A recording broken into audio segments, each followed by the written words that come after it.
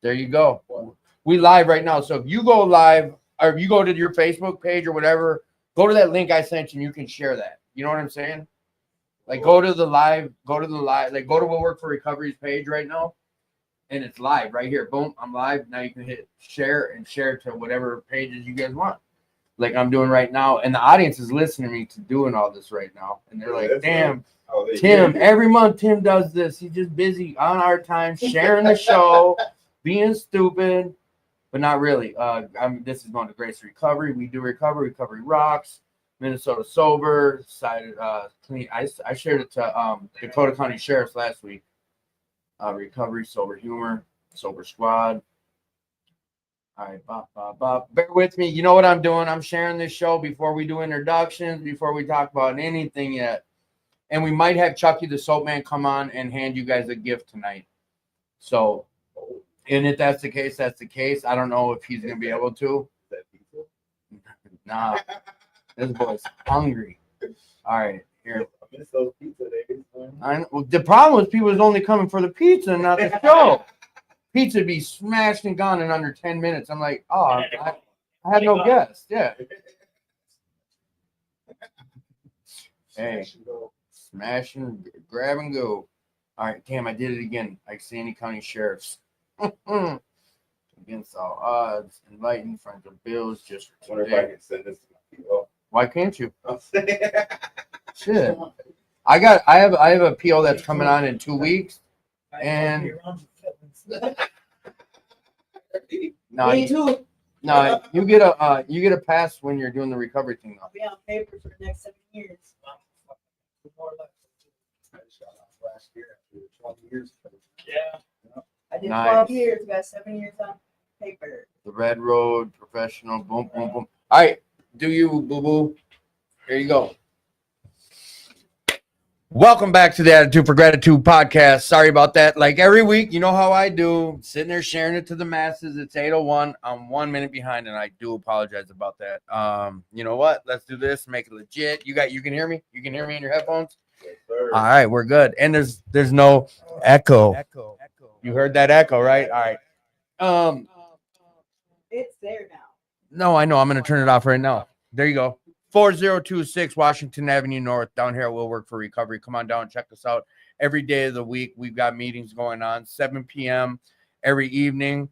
And then we also got 6:30 a.m. meetings. We got 1 p.m. meetings are back. We've got a lot of things happening down here. We've got the 3rd annual Luau party down at Boom Island, June 8th. There's tons of prizes and raffles, 50-50. There's we got a whole list of fun events that we're doing. It's going to be like the best dressed luau get up, the little lays and the hula hoops and all that good stuff. We're playing bingo. We got live DJ. We're cooking brats and burgers and chicken and all sorts of good stuff. Jared's going to be doing the music, and Gracie and Shy are going to be doing the food and all that good stuff. Like, come get involved, come be part of, like we talk about every single week. This is for you guys. That's what we're doing this for. If you're out there struggling tonight, like, reach out, come on down. You can come watch us live in the fishbowl. Look, you see that little glass? We got couches out there just like we got in the center. You can come watch us. We're like in the zoo type deal. You know what it is? In the cut. And we do have a banger tonight. We got the Just Hope Boys on here, and we also got Lala on. And as always, we got Dwayne doing the TikTok stuff. We got the Soap Man. Chucky might be hopping in here. He knows, like, if he can't be in here, like, in the first 10 minutes, like, it's going to be tricky for him to hop in and interrupt the story. So if that does happen, I apologize. But as always, like, we just do a lot of things down here. We'll Work for Recovery. You're going to hear people's stories. I haven't been really sharing about this lately, but you're hearing people's stories from multiple people in the room and about their recovery. We don't gatekeep our recovery. You hear me talk about 2218, New Hope, Alleno, Blaine, Alleno, Fridley. We'll Work for Recovery. Everywhere I found my recovery, I talk about. I don't hide it. And if you got stuff that you want to talk about, go ahead and put it in the comment section. If you got questions for our guests tonight, put those in the comment sections. I'll do my best to get to those questions. And if I don't get to them, don't take it personal. We're going to do our best to get everyone's questions answered and address everything we're trying to address tonight. But like the goal of this show is just to like show you guys like this works. Put some work in on self and like get involved. You're worth the fight. You're worth this life you're gonna hear us sharing about tonight. And if you are struggling, like reach out. You're worth it. Mental health's a real thing. Like seek professional help. You are worth it. You are enough. If you haven't been told like you're loved, I love you. You're loved. I love you. The whole room of Yeah. people. This is how we do this.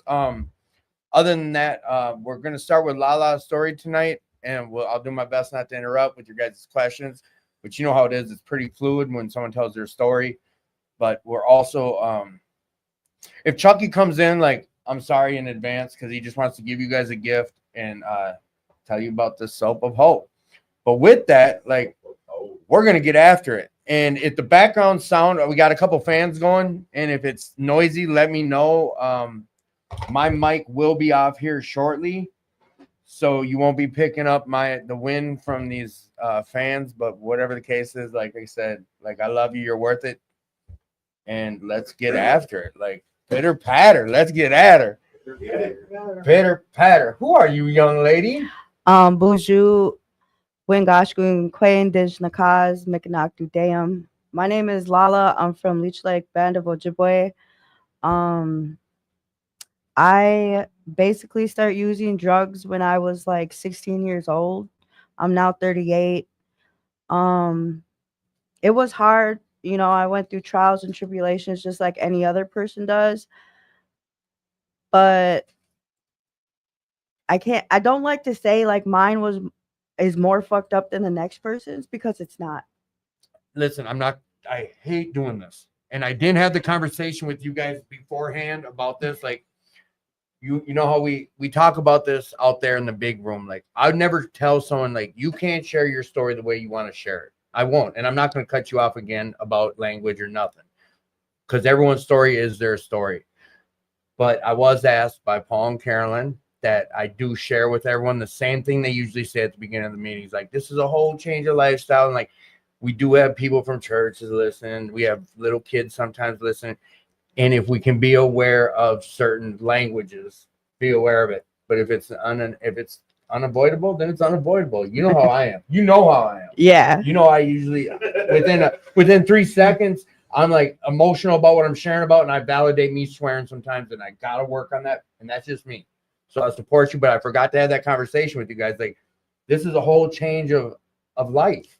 And with that, like, we do our best to like try to present ourselves differently or whatever. So I thought about the first second I heard, I'm like, oh, I didn't have that conversation. Blah, blah, blah.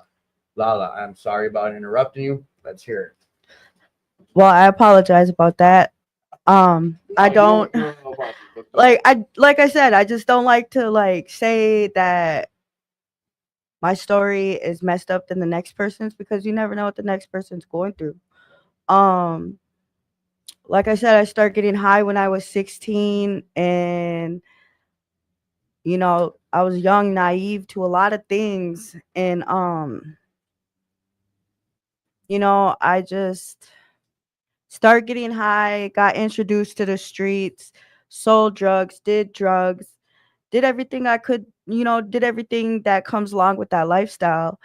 And that lifestyle led me to prison with an 18-year sentence for taking someone's life. And this is, how old were you back then when this happened? When that happened, I was 25. Okay. And I was still kind of wild when I got to prison. I didn't care because I felt like everything was over. You know, like, you mean like your whole life was my over? whole life was over. Okay. And little did I know my life just began. So I met quite a few people, long-termers as we call them, in the joint. When you say long-termers, what do you mean for people that don't understand or know? A long-termer is somebody who does 5 or more years Okay. in prison. So you met a lot of these long-timers, yeah? Yeah, and as cold-hearted as I was, my friend Louise, I met her the day I met her. She stopped me from beating up this girl with a tray at Chow. Okay. And she was like, if you do this, you're not going to come to the powwow. And I was like, wait, what? You can't stop me from doing that. She said, yes, I can. And I will, because this is not who you are. This number does not define who you are. And This is your roster, your identification number in prison. And while you're there, one of these people who've got some time under their belt, an elder kind of, so to say, was like, you can't come to the powwow if you get into this drama here. She's trying to help you out. yeah. All right, go ahead. So she took me underneath her wing. She and like I said, my life began from that point because I dug deep into my spirituality, and like I carry that with me till this day. It's important, no matter who or what your God is or who you believe in, you got to walk with that person every day. And that's what I do. I give thanks to the Creator every single day, because I could be one of those people overdosing underneath the bridge, or one of those missing people whose family is looking for them, like, and that just breaks my heart. Right. Because like my Creator, Ogechi Du, tells everybody, walk with Zagi in your heart. You got to walk with love in your heart. And like, I love everybody the same way he loves me. And that's with everything in me. We're all connected. So my recovery basically started in May 2014. They say jail and weekends count when they talk about this. So real quick, also for all three of us here, all four of us, and I think you've heard this before, but I'm going to ask some questions, which to us, it's like, yeah, no, when I ask you really silly, simple recovery questions, it's because of the audience. A lot of them, that there's a lot of audience members listening that are on the fence about recovery. Yeah. Have no clue about what recovery is, or, some of these questions I'm going to ask you and me are like, yeah, no, but just bear with me on some of these. So you've already, like, you introduce yourself in a different language. Yes. Which I'm going to ask you about. And then also you said like walk with, you said it's something different than like most of it, like walk with Jesus or something. Like explain this other language that you introduce yourself with.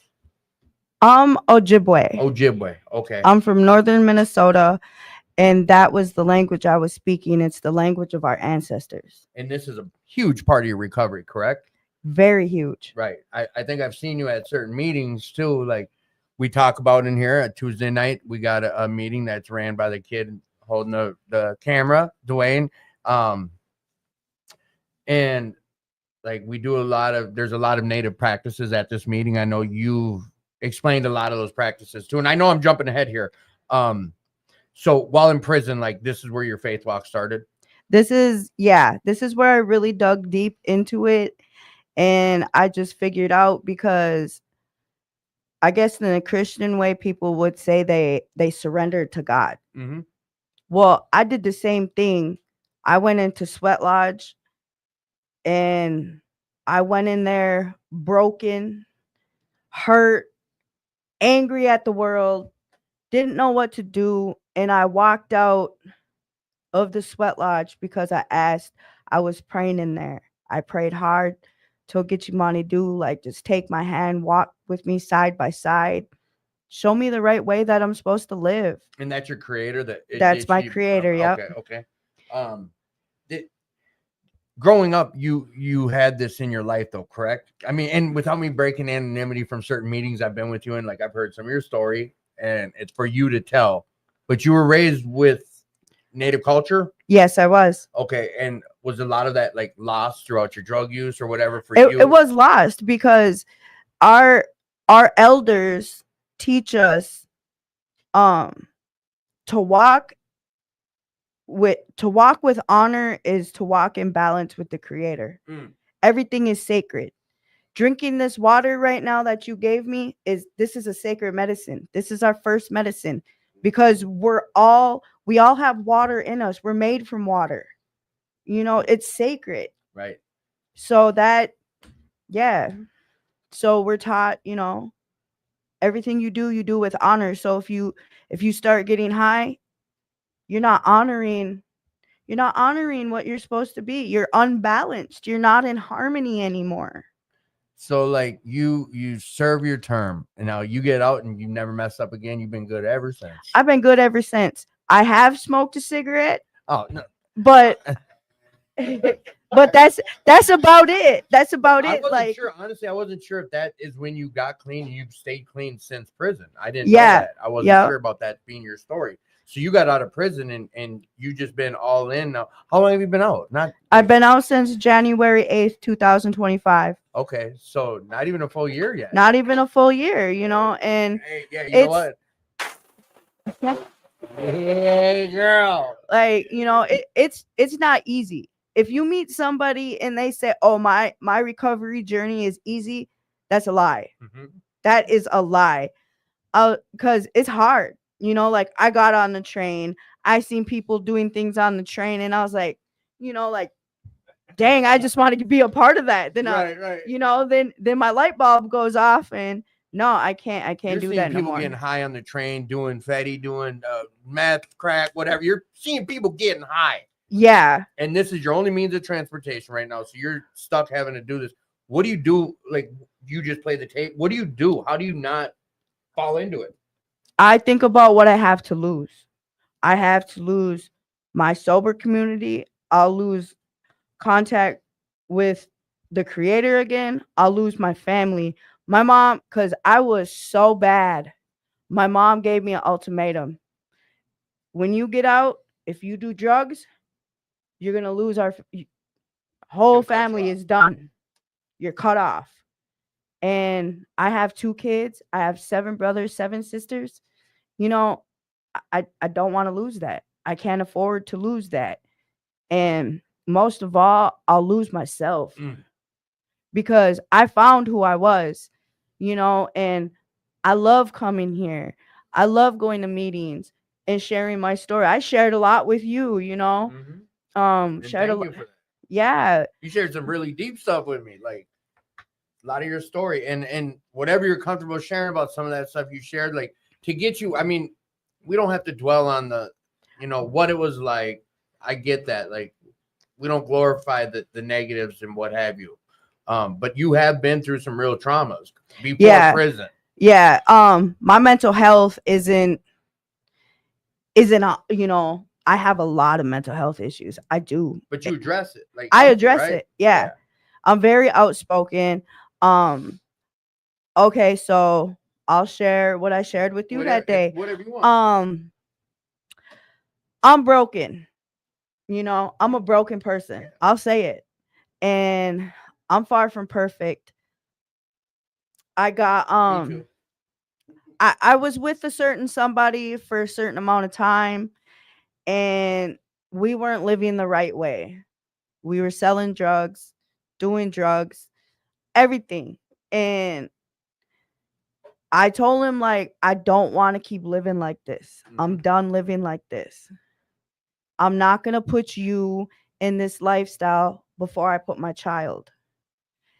And he decided to try to take my life. You know, he shot me a few times, you know, and then he took off and he ran.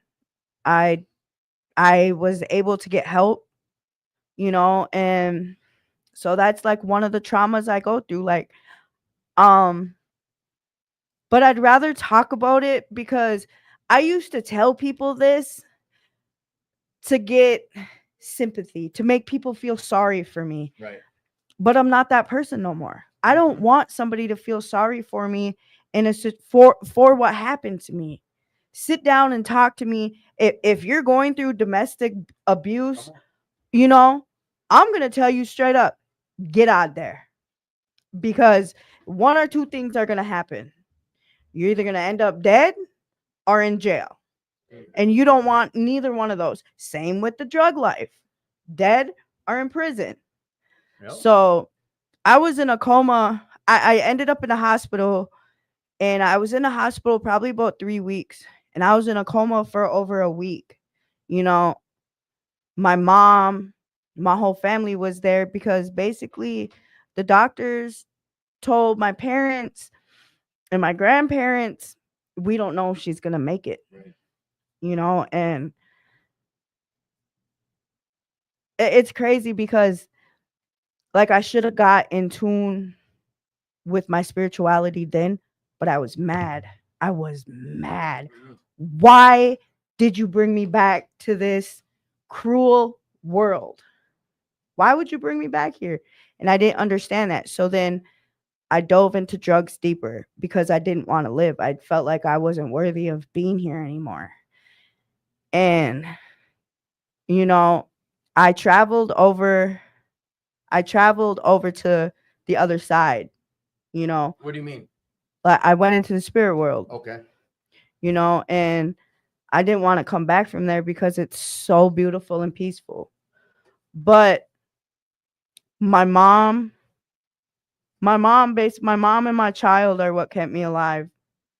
You know, I woke up, I couldn't talk because half of my face was shot off Right. my face. Yeah, you took some real bullets in your body. Like, Yeah. you say I got shot a couple times. Like, you were shot in the face and the sides and you were shot multiple times. Yes. And put in a coma and almost died. And the ones who loved you the most were sitting there at the hospital worrying. None of the people I thought were my friends were there. None of the people that I was getting high with were there. None Imagine of the that. people I was selling drugs to were there. Imagine that. It was Weird. yeah, you know, like it was my family. It was my family, you know. And it's also the ones we hurt the most usually. Yeah, because I put my family through a lot, and I don't Right. want to ever do that again. I just had that conversation with my mother, you know, Patsy K Fisher from Leech Lake, you know. I tell her every day I'm sorry because I put you through so much, you know, and I did. And I don't want to ever do that again. Ever in my life. I can't afford to. Not at this point, you know, because and you just said before the show started, but you've got time over your head. Yeah, I Like, got 7 years over my head. So you go backwards, you make a mistake, you decide to say screw it, then you're going back to prison. I'm going back to prison. Yeah. Yep. And like you said, prison is what got you back in touch with your creator. Yeah. Prison basically turned my life around. It did, in a big way. You know, don't get me wrong, you're in a joint, there's drugs there, there's a whole bunch of extracurricular activities going on there, and I just decided I didn't want to be a part of it. You know, I gotta walk my walk by myself. I don't want these other people doing it for me because can't nobody do it for me like I want to. 100%. So, you know, like my recovery journey, when I got out, I went to the Well Variety meeting over in the White Earth Mansion. That was my first meeting. I was like so nervous of being there, and because there's so many people, I'm like, oh my God, this is a small room. I don't do good in small spaces, you know. So I had anxiety. Well Variety, that is what kind of a meeting is that? It's a Native American based talking circle meeting. You know, it's teaching, songs, they have ceremony there, you know. And so then I came here on a Tuesday night. And that's when I met my bro Dwayne. Yes. You know, the cameraman. That's when I met him. And this fella right here. That fella right there. Yes, sir. You know, he's like a brother to me, you know. So yeah, you two run this meeting, and I'm the ignorant, the white man. But I am, and I'm so I always message around like the white man. But so it's like this. I come in there and like you guys do some rituals like smudging. They're called ceremonies, not rituals. Whoa, my bad. Listen, get it right. I'm still learning. So, the white man. So they do ceremony and like you know they do this thing called smudging, and I'm clueless. But now I know because you have clarified it better than sometimes the one who's running the meeting. But you and there's people that show up, and like you guys are welcoming to whoever walks in that room. And we do some readings out of what books are they? The Native American meditations with the elders, yeah. Yep. And then the Red Road 365 days. And it's basically you and Dwayne and Jess that run that meeting. Like, let's not kid ourselves, right? Yeah. Right. What time is that and where's it at? It's from 7 to 8 here at Will Work. Mm-hmm. You know, and like I said, I came that Tuesday and I feel like I live here, you know, because this whole community, Paul, Will, you know, everybody is just so you know, I was calling you the podcast guy at first. I didn't know your name. But this whole community is so welcoming, and it inspires me to stay sober, because everybody has a story. And if you sit there and you listen to everybody's story, you're going to walk away with something. And I walk away every week knowing something you said could help me.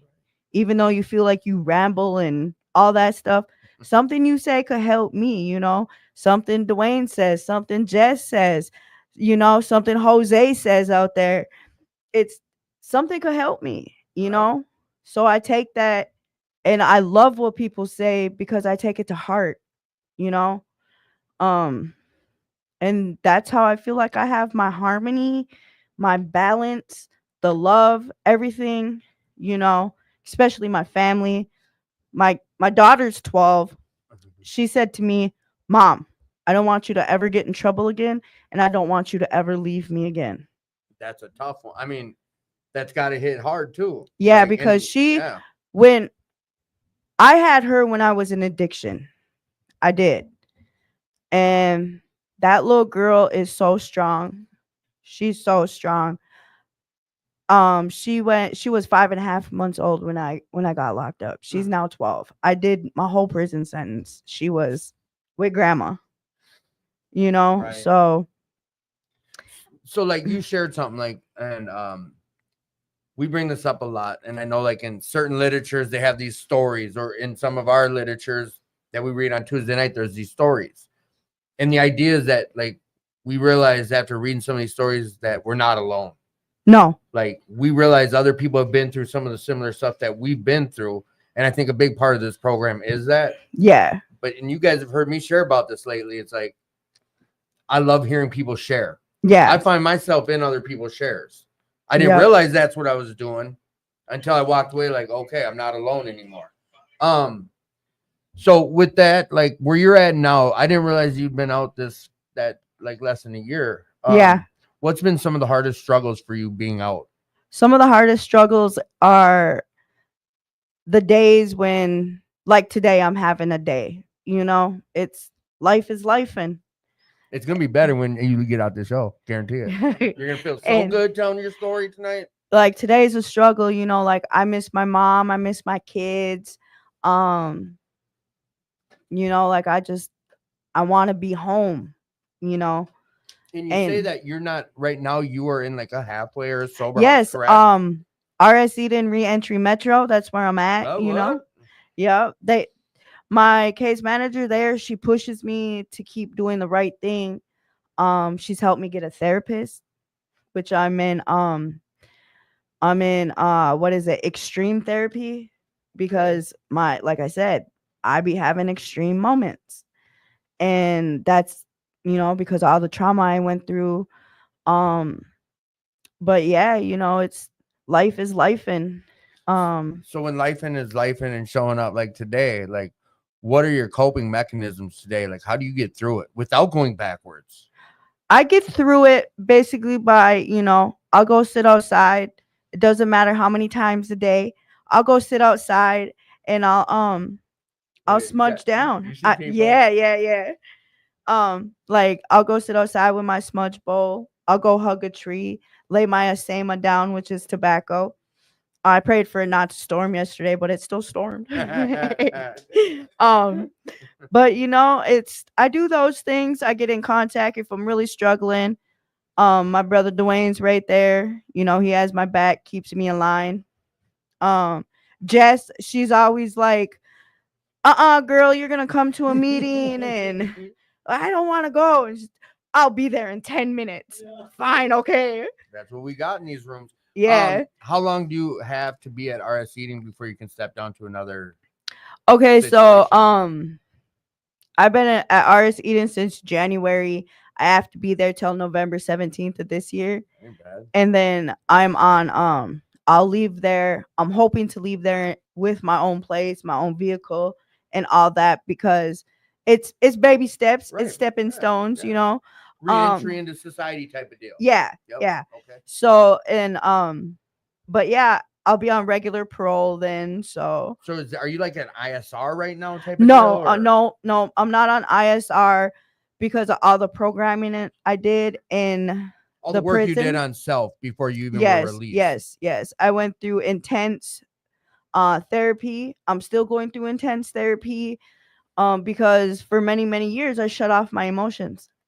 Right. I didn't want to feel what was going on around me. I numbed myself. We're good at that. And I know I'm going to say something that's like a no-brainer, but we've had people ask and questions that came in when you've been sharing about like life and his life, and it's hard on the outside, but even sitting at RSC and like hating shit, is there times where you're like, I'd prefer to be back in prison? Absolutely. Oh, really? Yes, because there's one thing for sure, two things for certain. Prison is easier to do than life on the outside. This man nodding over here. Absolutely. Go ahead, weigh in real quick. What? No, it was the same thing for me. That's why I kept going back. It was Yes. easier to go in. Really? As soon as I got my first taste of prison, I was like, why did I even sit and count? It did it. No, Yeah, I yeah. have a I have a I'm question like, about sentence me this. now. for Like, all let's go. all of you. Like, is it an institutionalized thing, or is it just really that was more easy and comfortable? So I didn't have to worry about. It's building your routine. You get that routine, and that becomes like your life.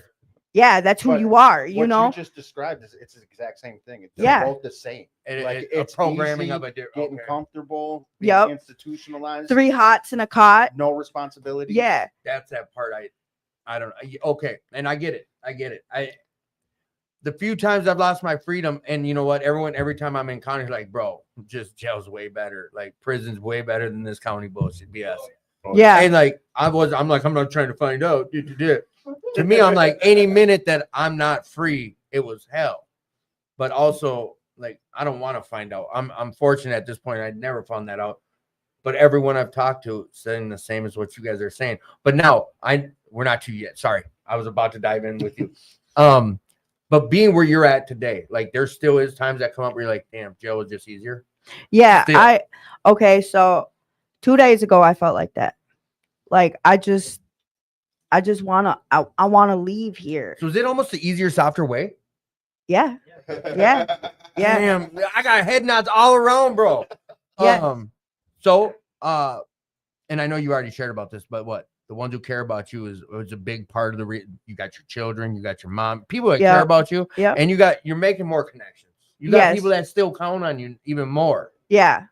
You know, like I said, I enjoy talking to you. You know a lot about me, you know, because just the shares and the side conversations we have. And like now I know if I'm going through a hard day, I gotta laugh. I'm gonna text him, you know. Yeah, I said some. My brother tells me, you better behave yourself. You better behave yourself, even though, you know, like I'm the boss. So boss lady. And my friend Jess, like I said, she, you know, she's my CPRS. She will be like, what's going on, buddy? No, we're going to a meeting. I don't care. Hair wild, pajamas still on, you know, like I'm there, you know. And then I got this community. This community is what keeps me going. Like I said, 2 days ago, I wanted to go pick up a bottle, and I don't half step. Right. I'm all in or nothing, because half stepping ain't worth it.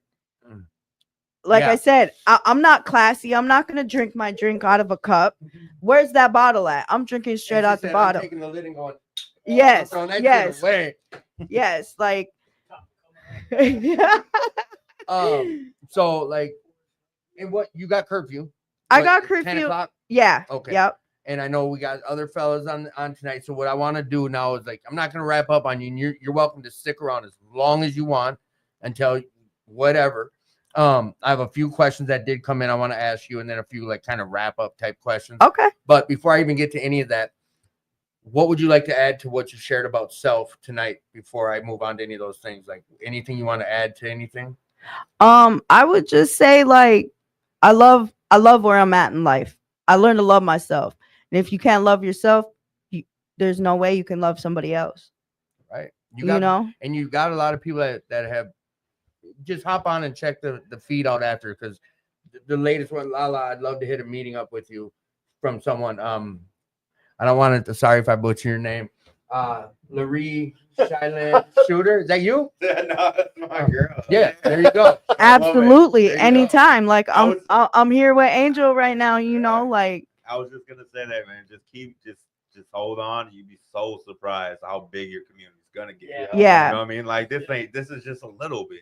I mean, Like, it's I came here and I was like, who is this man? I looked at Paul like he was just some wild biker dude, just, you know, like, what up? And I'm like, who's this guy? That's these rooms. And I come to find out Paul's a loving, caring man, you know, and he loves this community as much as we love this community. And like I told him today, I wouldn't miss this meeting for the world. I would not miss this meeting. It's your meeting. You're the, you know what? It's like they asked me because of my transportation reason, but like with Dwayne's little work schedule, I'm like, no, Lala and Jess got it. Like they're the co-chair. Yeah. And even when Dwayne's here, you be running the meeting, girl. Like I said, I'm the boss, you know. Yep. What's your goal? What's your next biggest goals for you? My next biggest goals is to basically, you know, like I quit my job because of discrimination. They discriminated against my medicine bag. So I was like, I can't work for you guys no more. I'm sorry, I'm done. So because like I said, I carry my culture with me, you know, and so find another job, put my feet to the ground, you know, do what I do best, get my grind on, get that job, get my place, get my car, you know, everything that I never had for myself before. I want it for myself now. Oh yeah. Left hand turn. Pick a number 1 through 50. 37. 37. What aspect of your personality adds the most value to the world? My personality, I would honestly say my humor. I love to laugh. I love to make other people laugh. I'm sick right now, so it sounds like I'm like Kermit the Frog type stuff. Sounding good. But Stop it. yeah, I would say it my humor. Pick a number 1 through 20. 15. 15. Interesting thing about you that you dislike. Interesting thing about myself that I dislike. My insecurities. Insecurities. If you could have any superpower, what would it be? That's crazy because I love Wonder Woman. So I don't know. With Wonder Woman, I guess it would be her strength. Her strength. Yeah. Just be Wonder Woman. Yeah. I want Hey, Wonder Woman superpowers. I know that's right. No. All right. Lala, thank you so much for the things that you've shared. We're not moving on. You be popping in, whatever, hang out as long as you want. And you'll be able to chime in on some things regardless. Thank you. Love you. Thank you. What? Someone booting you out? No, okay, Jess must have got cold. I thought that was my cue. Like, come on, we need to get out of here. Fellas. hey, what's going on? What's happening? Who are you, young man? I'm Angel Recovering Natty. Welcome to the show. Who are you, young man? Josh Addicts. Welcome to the show. So I know you guys are part of you know what? I don't even want to blow the hinge off nothing. It's up to you guys. Do each you want to give a couple minutes of your story and then talk about what you guys have been up to? What do you I'm gonna let this ain't my show. I'm the conduit of you guys don't want talking. me to take over. Come on. No, you don't want me to take Come over. on, baby. Okay, hold on. I gotta go Oh, because I'm with somebody and you're all good. with like 3 other people. All right. But- give a call. All right, the name of this show is Attitude for Gratitude. What's your gratitude look like? My gratitude is I'm thankful to be here and I'm grateful to meet these 2 young men that I just threw water at, you know, that are Medicine. yeah, Medicine, right here. that's You need right. this stuff. I'm grateful for Tim for letting me be on this podcast, Your podcast. you know. So I'm just grateful for the medicines that we have, you know, that make us right, make us balanced. Grateful to meet new people in recovery, you know. Like I said, I get something from everybody. I'm thankful for Will, Paul, Tim, you know, everybody at here at Will Work. It works. Come on down. Love you, Lala. Hey, Love you, that was Lala. Just so you know, you only got me by a year, so I'm not that young. good. Hey, if you wanna, if you got us on Facebook, my girl's name is Laree. She said she would love to go to a meeting with I'll you. get you guys. Get her your number too. Yeah, You're yeah. okay with that? Yeah. Come on over, D, if you want. Go ahead. Yeah. Love you, brother. You too. Be safe. All right. Well, I got her stuff muted. Come on, bring it, baby. What's going on? What's Bring going it, on? baby. All right, like I said, I'm Angel Recovering Addicts. That's Angel. what's on. Grateful to be here. Grateful for everybody surrounding me. Without you guys, I would not be here, bro. Like I said, and one more thing. I seen that you try to put Just Hope on there, but you forgot the J. What? I'm where? Us Oh, Hope. Us Hope. My bad. Watch what I'm about to do. No, it's all good. No, Like, it's not on here. I did it good on the chalkboard, but that don't matter. This is what everyone's watching right now. right. No, come on with your story. I'm gonna fix this. Like I said, I'm an Angel Recovering Addict. I got 3 years clean today. Thank the Celebrate clean time, baby. Yes, bro. I'm blessed today, bro. I'm blessed. Like you said, bro, hearing the story, like I needed to hear a story like that. That shit touched me, bro. This shit's real. Like this is real out here. These rooms are real. I came in just like her, bro. I came in the rooms broken, bro. Like a lot of us, like my story is not much different. I mean, like it's just, what I did with the story, and I didn't give up. Once I got clean, that's one thing I say, man. Like, shit, once you get clean, man, just don't ever go back. If you get that 1, 2, 3, don't ever pick up again, bro. It's not worth it. It's not. It's not. I don't get it. Because I've done it 1,000 times. Right. Like I tried to get clean, couldn't. I begged to get clean, and then when I finally got this chance, I'm taking it, bro. Like I really am. Like I got everything I asked for, like and plus more. I did not expect this out of my life. It said I got a woman that cares. I got her kids that care about me. I love her. I consider her kids my kids. I got my kids back in my life. After 6 years, 7 years without seeing them. Like this shit works, bro. Like come to these meetings, find out, figure it out. You said 3 years you got? 3 years. I thought you had way more than that. That's just how you present yourself. I thought you had way more, bro. So like growing up, and I'm gonna make you kind of share some, but not make you, but Make them. in a way, like you grew up. Did you grow up like everything was all good? You didn't get in trouble. You didn't use until you're like in your late 20s and No, and tell you a little about my backstory. That's a beautiful thing too. But I grew up in and out of foster care, man. My mom was a crack addict. She was an alcoholic. She had recovery for a long time, but I was in and out of the rooms of child protection, foster care. No, you're good. You're good. Foster care. Said, bro, I was running the streets at a young age. A real young age. Like I said, I started smoking weed before I even remember. I was too young to even remember. Started doing a lot of other things at a young age. Fighting gangs.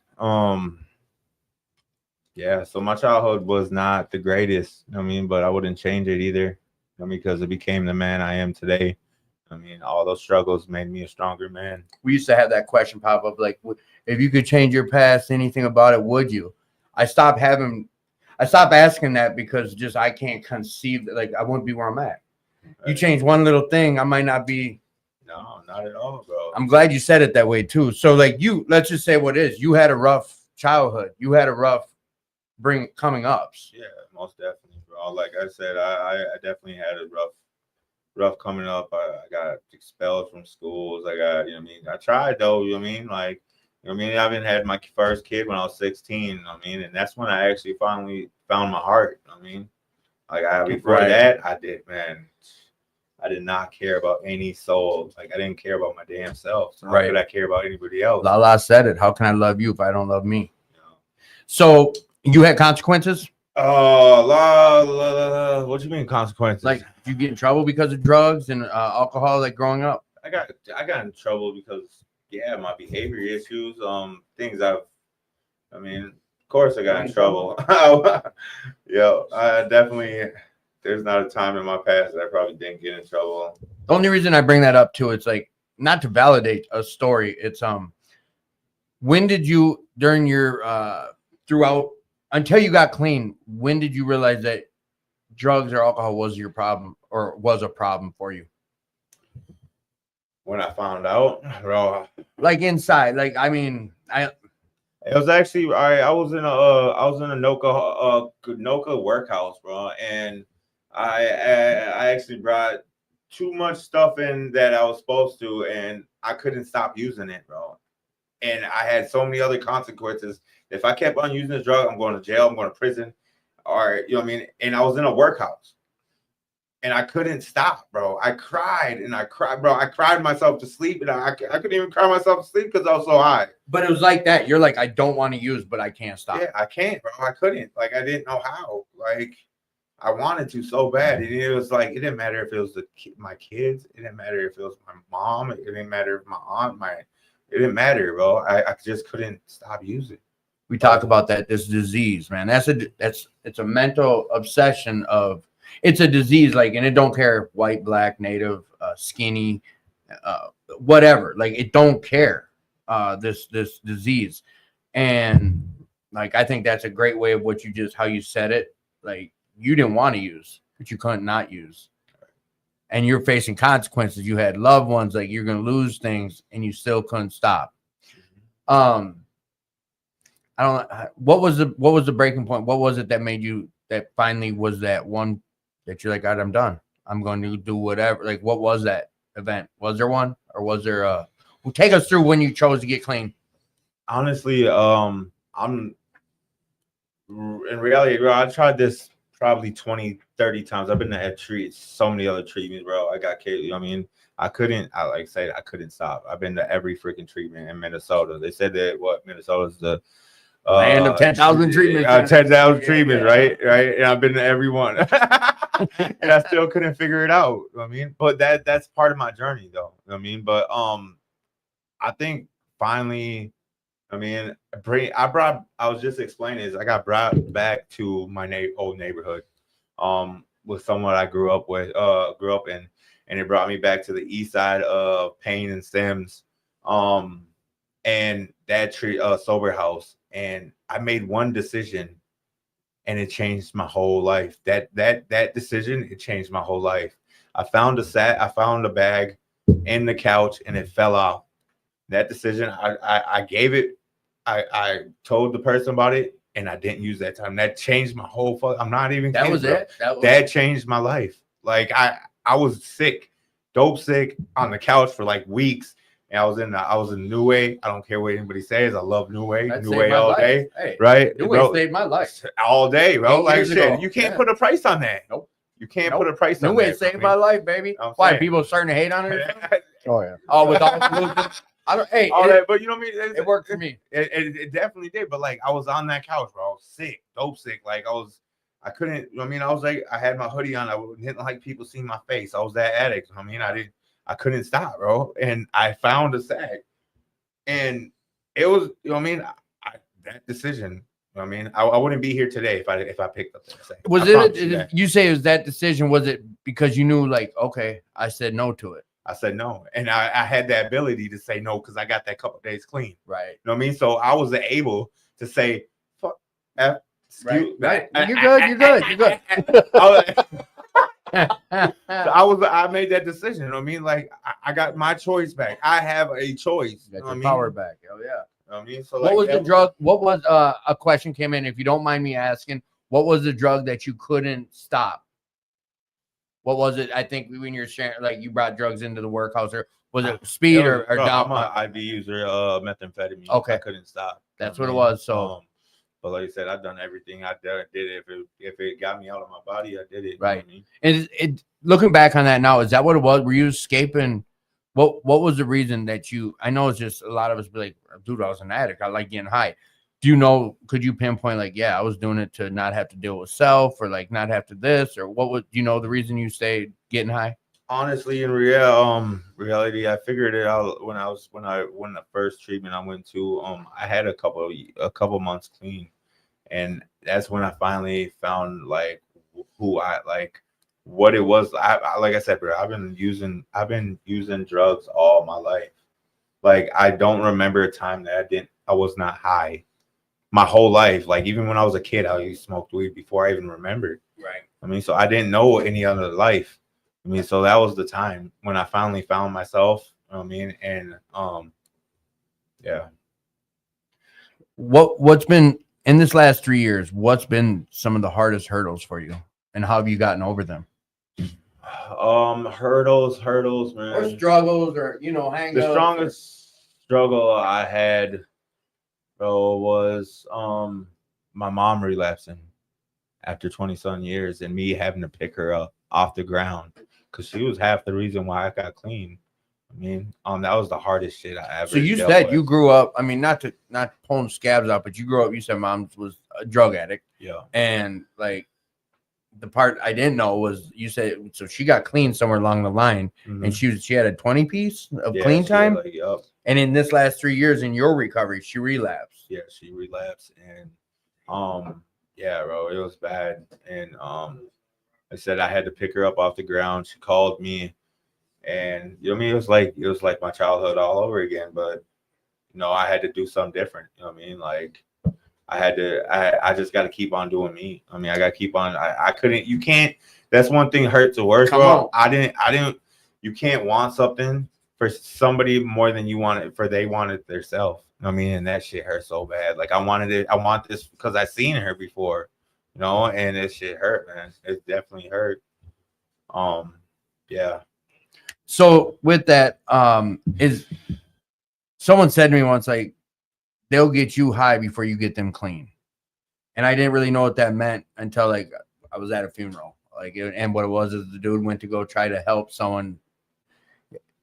him stop with his H use, like that dog food. And he ended up getting high, whatever, dying, and like it sunk in like, oh, I get what you're saying. Like you'll get me high before I get you clean. And like dealing with this, especially family, I get it. Like that's got to be one of the hardest things. And we're here talking about you, because my next question, I'm like, how's she doing? Like, but it's not. You've been able to separate that from your recovery, like separate mom's recovery from yours. Then, what we got? We got addict behavior. You're good. You're in the clear. TikTok ain't liking some of the stuff we're either saying or doing, apparently, right? We love TikTok. Though. I love TikTok. We love TikTok. But apparently, what is it? A moderator don't like us talking about drugs? No, it's just one of the people on there. It just only thing it does is it doesn't push us up to the For You page. But like, if I don't care. suggest it and shit, Hey, I don't care if I'm on For You. And then you'll get your live recordings and all that shit. I'm not tripping. Hey, one person, and I know one person so far with what you've shared. They already said like, thank you. They're inquiring about something. You answered it, and they're like, thank you. That helped. That's all I care about. Right. And TikTok don't like it. You know what? They can't see this, but whatever. I ain't here for none but you guys and people listening. And that's what it is, bro. That's what my life is today.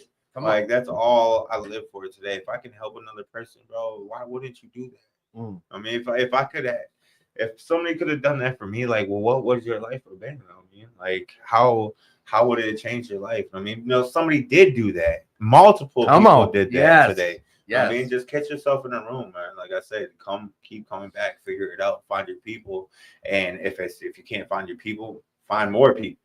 You know what I mean? Like we're gonna figure it out. Like shit, we can figure it out together. You know what I mean? Like I said, I'm on here. Like we just hope we help out everybody and anybody. You know what I mean? What is just hope?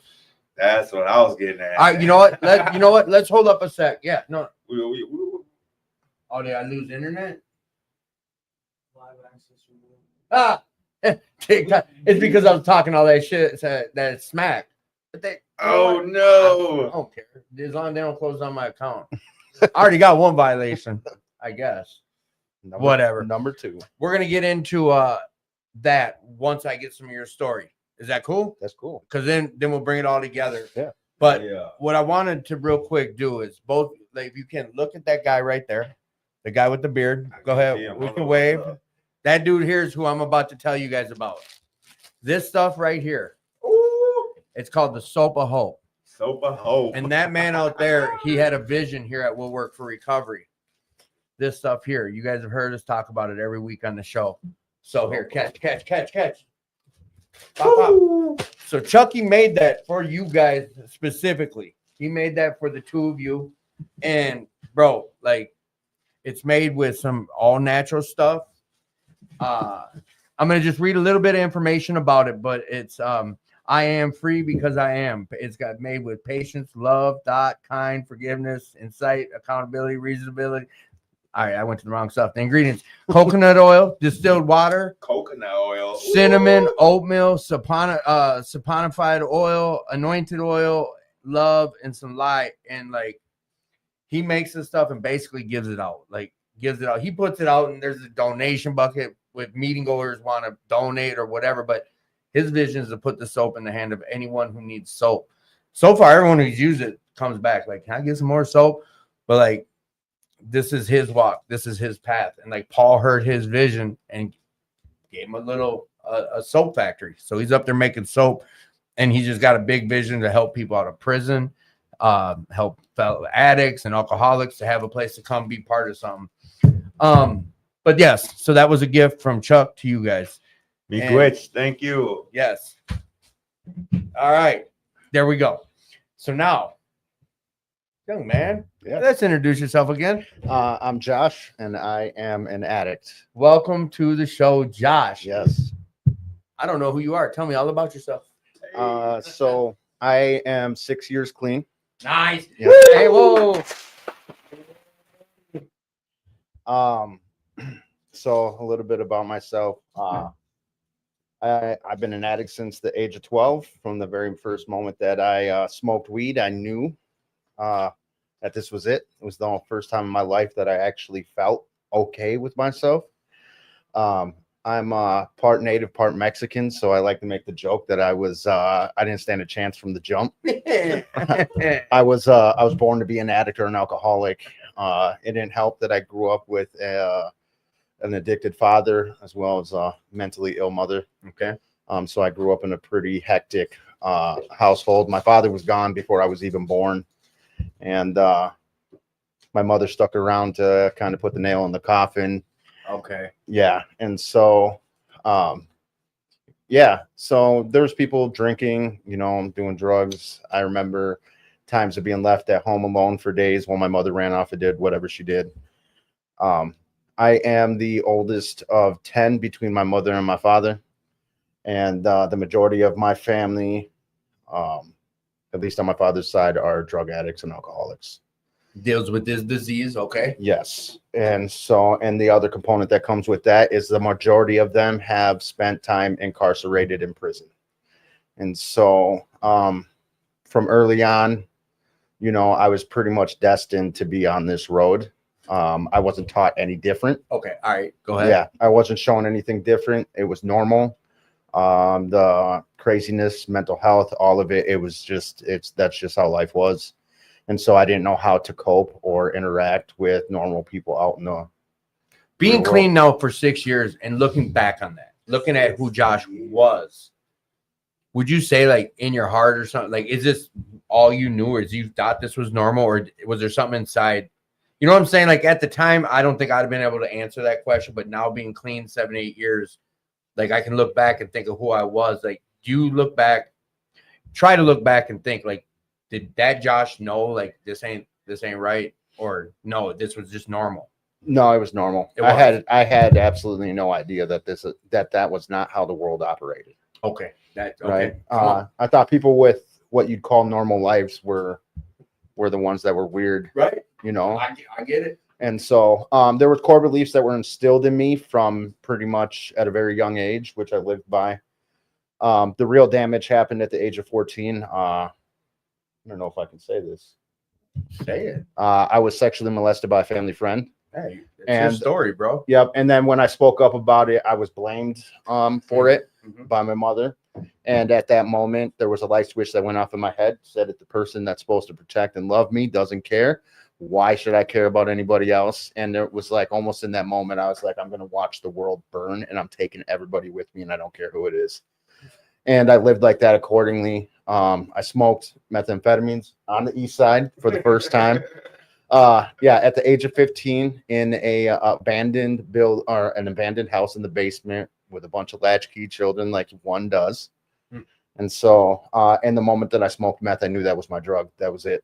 Like that I at any chance that I could get, I was going to use it.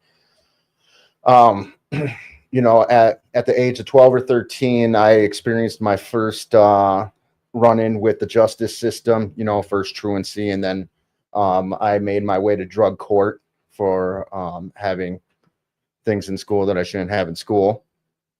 And so I was on drug court all the way up until I was 18. They had made a decision to put me on EJJ, which is extended juvenile jurisdiction, which means they can keep you in juvenile courts until you're 21. And they wanted to have me run out my sentence. And I was just, I didn't care. I kept getting kicked out of group homes. I had been to juvie. I got kicked out of treatments. I think by the time I was 18, I'd already been to 7 different treatments. And I'd gotten kicked out of every single one of them. And then one day they brought me to drug court and they were like, we're graduating you. And I'm like, yeah, it's over with. I'm done. And really they were setting me up, like, because they Go to knew. big boy shit. Yep. And so within 2 weeks, I had 4 minor consumptions and had already been to county jail and I was on adult probation. And so that started my run as an adult with the justice system. 18 or 19, I met the mother of my children. I had my firstborn, my son. And I thought that was going to be enough, right, for me to stop. I smoked weed for just a little bit. And then all of a sudden, there were some things that happened between his mother and I. And I was at fault, you know. Okay. I was at fault in that situation. And I became unhinged. And I was taking anything that I could put into my system. And I wasn't going home. I committed 4 felonies, which is what led me to prison. All right. Once I was in prison, like I said before, once I had a taste of prison, every chance that I went to county jail, I was like, sentence me now. Execute. Let's do it. Let's go. I'm not doing any jail time. Send me to prison. Let's go. You know, and After the first time you had got a taste of prison, you're like, Yep. anytime you got in trouble, you're like, let's go. let's go. Yeah. And you're okay with it. I was. And so that, you know, and I didn't realize I was a drug addict at that time. Right. I didn't realize I had a problem, even though I couldn't function without being high. And I got released after my second prison bit. And I had all intentions of staying clean. And there was a friend of mine who needed a place to stay. And it was like 40 below out. It was in the middle of January. And I'm like, all right, you can stay, but no drugs. Oh, I swear, no drugs, none of that. And I came home one day, walked downstairs, and they were smoking meth. And I don't remember making the decision to get high. I don't remember just being like, hey, today's a good day to screw it all up. I know that I had this plan and I know that I promised myself I wasn't going to do it. None of that ran through my head. All I know is after a 2-week bender, I was sitting in front of the parole board crying.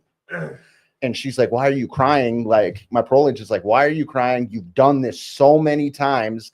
And I'm like, I'm not crying because I'm going back to prison. I'm crying because I want to know, why can't I stop doing this? Like, I want to stop and I can't stop. Like, and it's killing me. Right now, this entire time, I've completely removed myself from my children's life. Right. And I used to tell people and it was a lie. Like, my kid's mom won't let me see him. She doesn't want me anything, which was not the truth. You know, they're better off without me, which was a lie. And my daughter lives with me, right? I have a good relationship with my son today, like, you know, and so I say this and I don't feel like this anymore. And I don't know if my wife is listening, you know, or if my kids are, but I didn't like my children at that time, right? And it's the honest truth because they were a hindrance to anything that I wanted to do. If I wanted to run off and get high, if I wanted to run off and commit a crime, I always had that thought in the back of my head. You have responsibilities and you have 2 children. And I hated that. And it made me feel worse. And then it made me go even further knowing that I felt that way about my own children. We had a young man named, not to take away from it, but you're not we've had multiple people come on, and I don't have kids, so I don't get it. John S. It was the most recent. He said that same thing, and it kept him high. Yep. The guilt and the shame of him knowing, like, and I'm not saying this is how you word it, but he worded that my kids got in the way of me getting high, and I was mad at him. Yep. Mad at him. And he started crying. I mean, it's not who you are, and it's not who you are today, definitely, just by what you're sharing.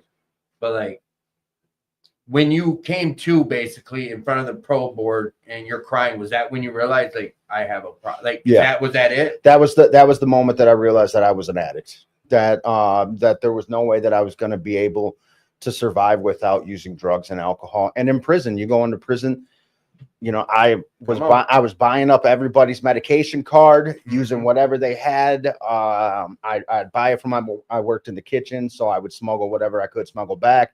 I'd give it to them. They'd give me whole cards. And, you know, even to the point where I had a seizure in Lionel Lakes from taking so many of people's prescription medications that they had to call an ambulance. Yep. Yeah, he knows. Yeah. And so they had to call an ambulance. And then, of course, they go through my room and I have all of this contraband. And so I had to spend about 6 months more in segregation.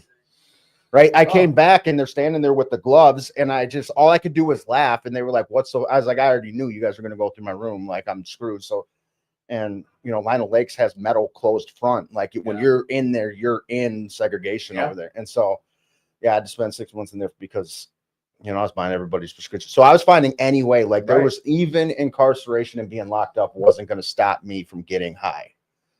And so I continued to do the same thing, and I would get out and I'd get high. And I think the shortest time that I was out at one point was only 2 weeks.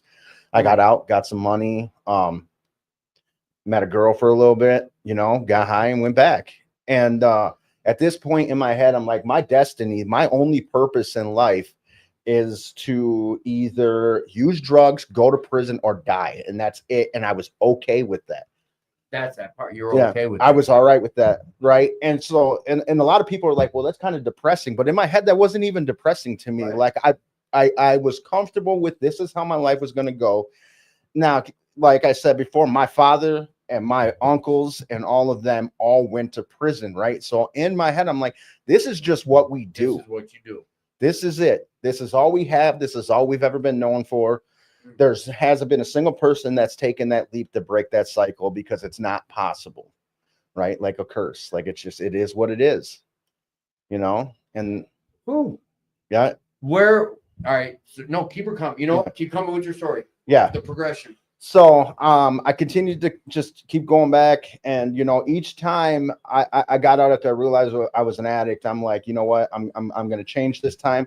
And as much as I wanted to change, I couldn't do it. But what I noticed is the length of sobriety got longer and longer. And I didn't know, right? And I look back now that I was picking up more and more tools to to stay clean each time I went back. And so, and then came February 11th, 2019. And it was the last time that I had ever been picked up. Picked up for... Went to jail. Okay. Yep. Was the you know what? No, we celebrate that. Hell yeah, we celebrate that shit. Yeah. February 11, 2019 was the last time that I had been picked up. Right. I was in a stolen vehicle with other people. We were getting high, and for the first time in my life, it was the one crime I had nothing to do with. You know what I mean? Like one, but it was the one that put the nail in the coffin. And so I'd been up for 7 days. You know, I was on more than a few hallucinogenics, and so. You know, they're like, "What do you want to tell us?" I'm like, you know, screw you, take me to jail. Right. You know, like, I'm ready to go to bed. I don't care what you have to say. So they took me to jail. And the next day, you know, I'm at the Dakota County Jail. And the next day, I'm going to my bail hearing. And I'm at my bail hearing, right? And I'm arguing with the judge. Sentence me now. Like, I want to plead out now. We don't let people plea out at a bail hearing, and I'm arguing with her. I'm going to represent myself. Like, I need to plead out now. Just send me to jail. And like, she's like, clearly you need to go and sleep because none of this is happening. Right. And so, she convinces me to sign the paperwork for the public defender. I sign it. Right. And I asked him, I was like, hey, what did my co-defendant say? And of course, he's like, well, these two said it was you. This other person basically told them to go and F themselves. And I'm like, all right, you're fired. And so the judge is like, all right, take him back. We'll bring him back tomorrow. We'll see, how he's doing. And so I came back and I was still trying to, plead guilty. And there was, they gave me this public defender, like that. They convinced me. I signed it, and this woman, right, the public defender that they gave me, and at the time, I really thought she sucked. Yeah. Like, I'm like, this woman, like, is the worst public defender I've ever met in my life. And she was like, well, what do you want to do? I said, I want to plead guilty. And she goes, and we're not pleading guilty. And I'm like, well, you're not the one who's not, like, who's going to be facing the judge. Like, I want to plead guilty. And she goes, no, we're going to prove that the DOC failed you.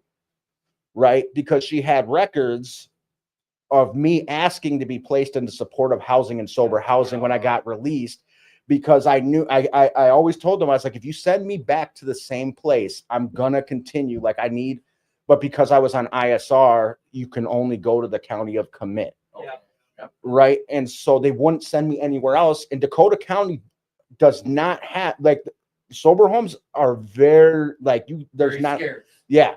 And so Ramsey County had all of them. So I was trying to come to Ramsey County so I could get into sober housing, and they wouldn't let me. And So she did her work. she did her work. So as I was, so we went into the courtroom, and she's, we're talking to the judge, and the judge asked me, what do you want to happen? And I told him I want to plead guilty. And she goes, I want a continuance. And I'm like, no, I want to plead guilty. She goes, no, we want a continuance. And he granted her continuance On your behalf, that you on my behalf, granted her the continuance. I was pissed. Right. And so I go back to my unit, and I'm sitting there, and I've already, you know what I mean? Like, I've already slept enough. I've rested up, clear head. can't sleep anymore. And so my only choice is to go to programming. Right. And so Explain what programming is real quick. So, well, programming is different for the Dakota County Jail than some of the other ones. So they have classes that you can take that can help you, kind of create a foundation and learn skills and stuff like that. That'll help you. It's programs. Yeah. It's programs. Yep. Yep. Okay. And so I attended a program, MRT, moral recognition therapy, right? And it's for individuals who are criminally minded.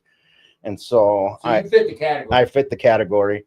And so I started going to that programming. And during the time of me going to that programming, the prosecutor went on maternity leave. So they pushed my court date out even further.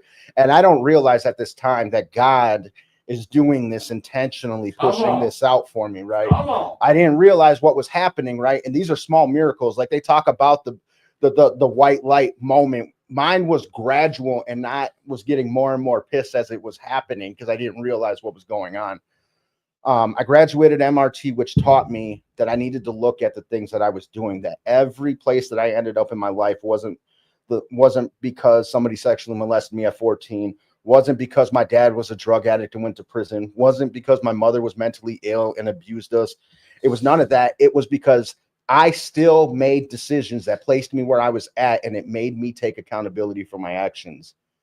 And like, legit, you're picking this up. You're hearing this. Like, were you understanding that and agreeing with it when you were learning it this first time, or were you like, oh yeah, then that makes sense? Or where were you at in the headspace of learning this shit? So in the book, they talk about opposition, right? Where you're in opposition towards anything that's, really like taking accountability, everything like that. And that's where I was at in the beginning. Is it's like I was in complete opposition.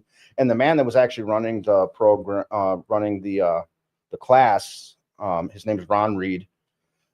He was my mentor. Okay. Right. He told his story one day, and he came from Chicago, and we're talking about like real, like, people are dying when you walk down the street, Chicago. And he told the story, and I'm like, if that man can figure this out, like, there's no way that I can't.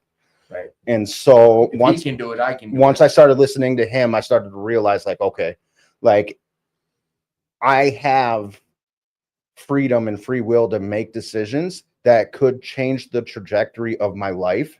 And if I start making the right ones now, I can alter that destiny that I believe that I had of just prison, drugs, and alcohol. Right now, this entire time I'm sitting there, like I'm an 8-time felon at this point. I'm telling you, you're a guaranteed prison commit. You're not going home. There's no Right. downward departure. You're going to prison, and the prosecutor will not budge on 3 years. We want 3 years out of him. He keeps coming Right. back. This is what we want. And so she comes back from maternity leave, and my prosecutor or my public defender becomes a judge. So they push it out even further. Right. And so they couldn't find a public defender to take my case. And so they put his name's Scott Baker. He is and this man is Sorry about that. Go ahead. Scott yeah, his Baker. name's Scott Baker. He's actually the head of the at the time was the head of the public defender's office out in Dakota County. And he the day of my sentencing, I'm sitting there and he comes in, he goes, "What do you want?" And I said, "I want to go home." And he said, "You're not going home, you're a guaranteed prison commit." He's like, "Anything else?" I'm like, "You could just ask, right? You can just ask." Right. And so he goes in to talk to the prosecutor. And this is where I found God, and I realized that God was real and that he had been with me this entire time. Right. And so I'm sitting there, and in my head, I'm telling myself, "You're going to prison." But then I would have this other thought that was there was no way that God was going to send me to prison, knowing that I'd done real work to change myself. Not none of this, get me out of this one last time. Foxhole prayer. Like I really had done it with the mindset of you're still going to prison, but you're going to prison a different person. Right. And so I kept telling myself that you're going to prison. No way God's going to allow you to go to prison after all the hard work you did. And he came back and he goes, "I don't know what happened, but you're going home." Judge said this? My public defender. Public defender. Okay. He goes, "I don't know what happened, but you're going home." And so they brought me in, and I'm standing in front of the judge. Wait. So he came to you when you guys are having your counsel, and he's like, "I don't know what just happened. What out with the communication with the DA?"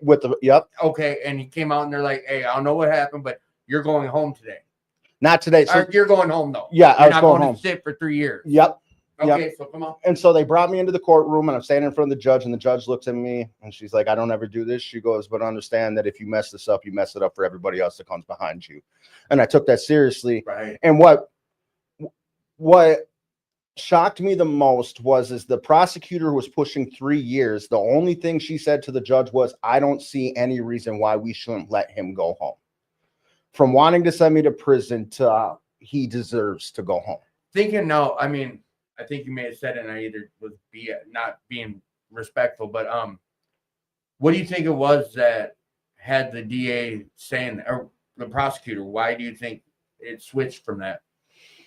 So I had inmates, correctional officers in the jail, as well as numerous other people. They wrote character letters for me to the judge. So this whole time while you're doing programming, you're making a change. And this whole time, are you staying clean, or were you still popping pills? Oh, no. I was clean. You were on it. Yep, on it. So how long was it between all these continuances from when you went in from that 7-day bender, last pullover, to seeing that judge that the prosecutor or your public defender saying, "I don't know what happened"? Like, how long was that? 10 months. Oh shit. So 10 months being clean and working on self. Yep. Like the hardest you've ever worked on yourself. Yep. Yeah. And so you get in front of the judge. He's get in like, front of the judge. They told me I'm going home. I get back. My mentor, Ron Reed, was like, "Well, what are you going to do now? You know, you can either go back to the same place or you can go in for another round of MRT." And this is when RCCS was still around. Right. And they said, "You can go to RCCS." And I said, "Okay." RCCS Eden? Or no, RCCS is recovery. What is RCCS? I thought that was Eden. No, RS Eden is what I'm thinking. Yeah. RCCS, is that the one that was right here? Yep. Or right there, and then Yeah. they closed. Yep. Okay. Yep. And so right down the road. I now that we moved, I'm in the wrong spot, but yeah, it's right there by the exit of the highway. Yep. Yeah. Okay. and so they had one in St. Paul. So I went there, doubled down on more treatment, and actually, so the nail in the coffin for me changing my life and breaking this cycle, right? And this is the most important part of my recovery, right? Besides of all this other stuff that happened is on my birthday, September 5th, I came around the corner. I was a trustee at Dakota County Jail, and my father was being booked in, and he was and they were going to send him to prison, right? And in that moment, he looked at me, hung his head, and then he realized who I was. And he goes, "Oh, hey," and then went into his cell, and it broke me. Like And he it- didn't have no time for just. And in that moment, I was like, if I don't stop this, this is my son. This is my son going through the same thing. And that was the final nail where I was like, I am never doing this again. And I've lived up to that every moment since I walked out of that jail. Looking back on these situations, and I know you've already, I'm gonna paraphrase what you asked, but you have already alluded to it a few times that you knew God was doing these things and showing you these things. But would you call that for you? What was like? Was that a spiritual awakening or a spiritual experience? Absolutely. What Absolutely. you know, Like I tell people, like during my sentencing in that holding cell, I found God, right? Like I realized like who God was, right? And like who my higher power was and who had me, right? And he chose in that moment that it was the right time for him to reveal himself to me and show me that I was that he had different plans for me. And looking back on this now, and I think you did say, but like he put you went through what you went through to get to where you're at, and it was all on his time type deal. Yeah. So you hop out there, you're like, all right, I'm RSS Eden. Yeah. And I know we're diving in a little deeper, and we're about to start getting to this next step and this next phase of things.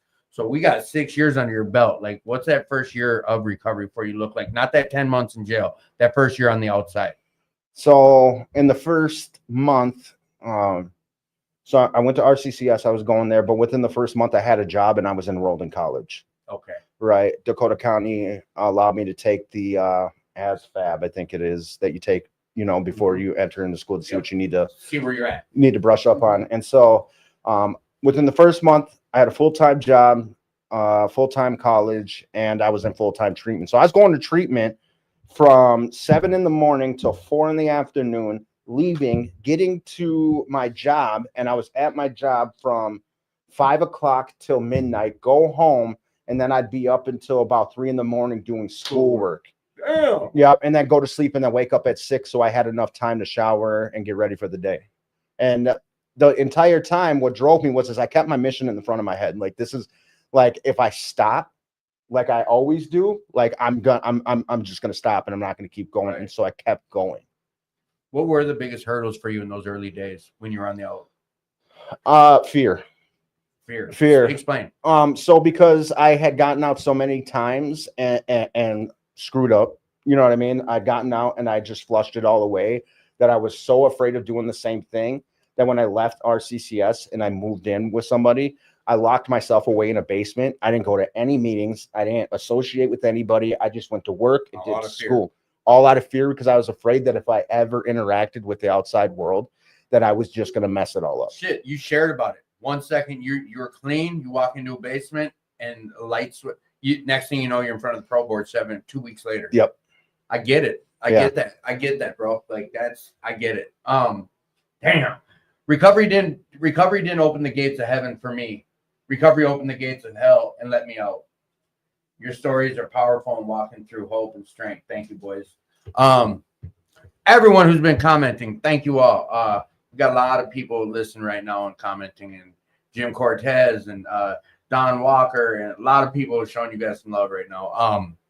So what do you tell a guy who comes up to you like, Josh, man, I'm struggling? What do you tell him?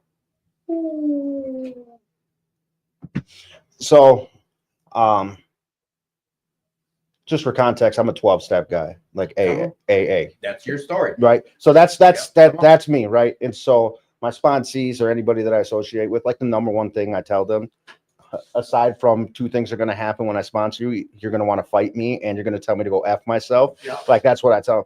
But the other thing is like, hold on. Like, and that's what I did. You just hold on. And it sounds so stupid, but it's simple.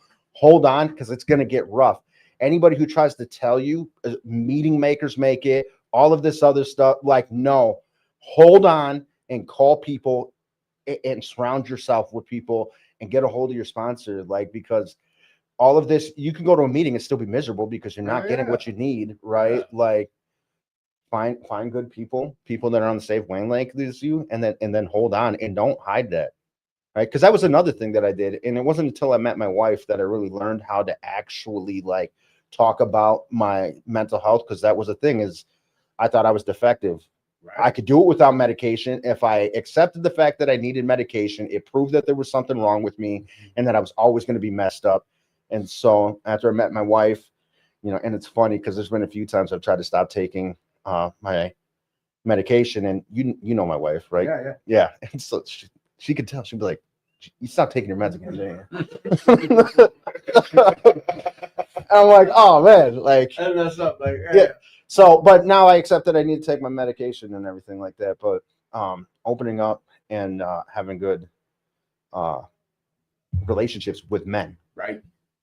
with men, intimate relationships. And there's a lot of people that are like, oh, you said intimate, like that's it. No, but that's exactly what it is, right? Like we talk about some really deep stuff, right? Like I got other people that I talk about some really deep stuff with, That's what saved my life. and so I think the first time that like brought me some real tears was this dude was explaining like you need to buckle up. Like when you're like, hold on, it reminded me that dude's like, buckle up, Tim. Like it's about to get real. Buckle up. I don't know. It had me tearing up. I'm like, all right, man, okay. Just like when you were saying earlier, like I remember when CJ he put his hands on both my shoulders and looked me in the eye. He's like, Tim, you don't never have to use again. I'm like, yeah, I know. And I always share about it. It makes me think of that Goodwill Hunting when he's like, it's not your fault. It's not your fault. But he did. He sat there and was like, you don't never have to use again. I'm like, no, I know. He's like, no, you don't never have to use it. He kept going in. I'm like, man, I know. It was funny. But it's the truth. Like if no one's told you today, like you don't have to get high again. No. You don't have to. Like your childhood doesn't mean you need to get fucked up anymore. Just what you've been through, you shared it. Like it wasn't because something happened to you in your past that you have to do something today. Like we make our own way. So you boys be into some other stuff nowadays, right? absolutely. So what tell us this progress. Tell us what's up, man. I got this Just Hope with a J on the bottom of my screen right now. you Hey, corrected can tag us corrected with it? You can tag us with it too. You know what I mean? We I got a will. website. I will. We got a website. It's just, Hang on. I'm sorry. justhopemn.org. Justhopemn.org. No, justhopemn.org. Justhopemn.org. Yup, that's our website. And then we got a Facebook, Just Hope, We got Instagram, Instagram. LinkedIn. We're about to have a Snapchat. I guess we're about to have a TikTok too. TikTok too. Hey, it's your boy right here. No, like I say, bro, Just Hope is Just Hope. Like it was 3 people. 3. Yup, one Where's guy he that at? came up. Yeah, 3. I know. I talked to him yesterday. Well, so hold on. Funny. Somebody was supposed to tell him about this. That's on, you know what? That is on me. And you know what? No. John? Oh, go ahead. I talked to him last night, and I'm like, "Did you tell John?" He goes, "Oh no, I will. I'm about to see him at a meeting." I did tell him, and he said it at work, but then I was going to tell him again because just maybe. Now I kind of feel like an ass because yesterday I talked to him for about 25 minutes. I had to reach out to him because of an event we're having. I got put in charge of. Funny thing, he his just jumped fundraising on. stuff. Hey, John, good looking on that conversation we had, but he, I called him. We love you, John. I sent him a message, like basically pleading, like, listen, man, they put me in charge of some fundraising stuff that I have no clue what I'm doing. Like, give me a call when you have a second. We can help you. My man. We can help you. All right. Yeah. Cool. Enough said. But he gave me a bunch of good info and whatever. And you know what, John? I'm sorry. I didn't even think to be like, why ain't you coming in? I figured Angel would have told you about it. I did tell him. But it really. I mean, that's fair, right? Like you think you would. But I had him on the phone, and I didn't even think like, hey, are you gonna be joining the boys? But in a way, it could have been on me because when I talked to you, and I only made the group thread with the both of you, whatever. I'll get all 3 of you back on. Yes, I definitely want the 3 of you on to talk. We will have a whole show about Just Hope. Hey, let's go. Real talk. All right, so this thing started like you guys are a 501(c) nonprofit, and what else was it? Like you're the top level 501(c). We are Come on. We are certified through the Minnesota Alliance of Recovery Community Organizations, Marco. Marco. That's we got our certification. We got the official paper last week. Yeah. Oh, yeah. And so so we are I think we're the 5th or 6th one that they've certified in the state. You are an ROC, right? RCO. RCO, a Recovery Community Organization. We are. Which you guys help people out with come on. What? I'm not trying to fill your Anything and everything, bro. like If it- sober if it's living about- if it's and about finding recovery, jobs, like Yeah. what, like like I said, everything. if it's about recovery, I mean resources. We got outreach, get out your body kind of stuff. You know what I mean? Fill up your cup. We have everything, bro. So- we have events that we have fundraiser. I've been hearing about your everything events. fundraiser, yeah. The events are cool, you know what I mean? But like the most I think we have our own office. I mean, we officially got our office up and going. We have a closet that's always open. I mean, we have a food shelf there. Hell yeah. We have we're open not 8, So- 9 until 9:30. So we're open from I'm there at 8 in the morning. We're open from 9 to 9:45, 7 days a week, 9 a.m. to 9:45 p.m. Oh shit. 7 So days a week. 12 and a half hours. Yeah. 9 a.m. Let me get this right. 9 a.m. to 9:45. 9:45 And so p.m. And where's this at? 550 Rice Street in St. Paul. So Rice and University, basically. All So- right, 550 Rice Street, 9 a.m. to 9:50 p.m. 9:45 p.m. Yep. Boom. So we have clothing, male and female. If they come through and they need anything, they can pick through it. Pick a few things that they might need. We also have shoes. It is kind of limited on the shoes, but if we have their sizes, they could take them. And then we have snacks, and if we have food and if we have it, like we'll send them with some stuff. We also have a lot of hygiene supplies. Nice. Even if we don't have it, we'll get it. And you Yeah. guys will. So through That's this the thing. information, can people reach out to you through the justhopemm.org if they want to donate? Yep. Okay. Yes. And so advertisement time, boys. Yes. Come on. yeah, so we're in the Naloxone access point through Steve Rumler Hope Network. What is that? Can you break? What is it? So we are an access point where people could come and pick up Narcan, okay. Naloxone, Nice. if they need it, along with fentanyl and xylazine test strips. Oh, test. I was gonna say, bro, Uh, you get Fetty at the spot, bro. All right. But no test strips and Yeah. Narcan and I'm also there's a couple of us that are certified through the Steve Rumler Hope Network to actually do naloxone training okay. and administration. If somebody needs it, you could sign up through justhopemn.org for that as well. If you need us to come to your organization, we also periodically will put one up that could be held at either Just Hope or anywhere else that somebody might need it. So it's open to the public. And then our big thing right now is we do outreach events every other week where we actually go down into the encampments. We bring bags and bags of clothing, food, hygiene stuff. Once in a while, we do have registered nurses, bless their heart, that actually come down and volunteer their time to do wound care for anybody who might be in the encampment. Yeah. Hey, big shout out to the nurses and first responders and people that are just donating their time and helping these guys out. Thank you. From attitude for gratitude. Thank you. Yes. And then we also, this weekend or tomorrow, we actually have a pretty good one. We're partnering with Coom Recovery.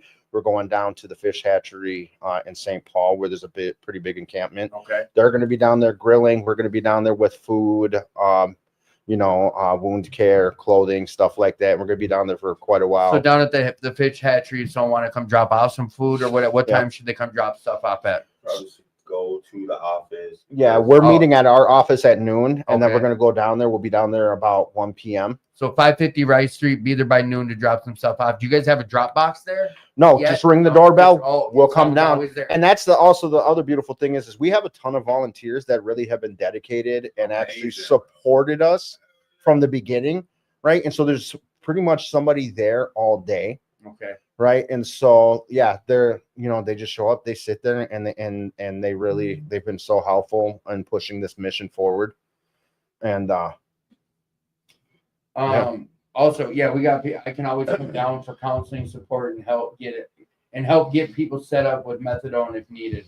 Yeah. So, yeah, we got people reaching out already, and like that's how we do this thing together. Do you guys have birth control?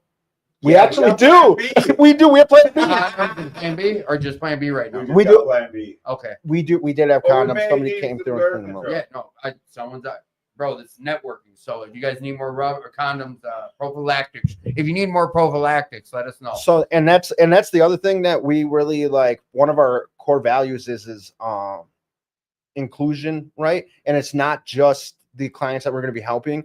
We want to open up our doors and we want to partner with anybody and everybody that we possibly can, because we want to make the greatest impact. And the only way that we can do that is by partnering together Right. to be able to do this. Network. Like, people are dying, and this is not a time to turn around and be like, no, I'm going to be Right. over here with my clients.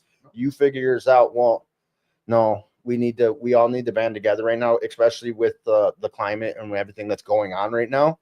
Like, The stigma's all messed up. Yes. Other than that, bro, it's gonna be a hot summer. Yep. Oh, You know what I yeah. mean? Like it's, Well, it's only getting worse Yep. and worse. Yep. Like if it's not the homelessness, it's the addiction. If it's not the addiction, it's the jail institutions. Mhm. I mean, they're coming out. You Bunch can't of do it unrest alone. out there. No, and I get it. And I think I was trying to allude to this somehow earlier, but like I know it's corny and bear with me, but like the only way this whole world will come together is like if aliens came down.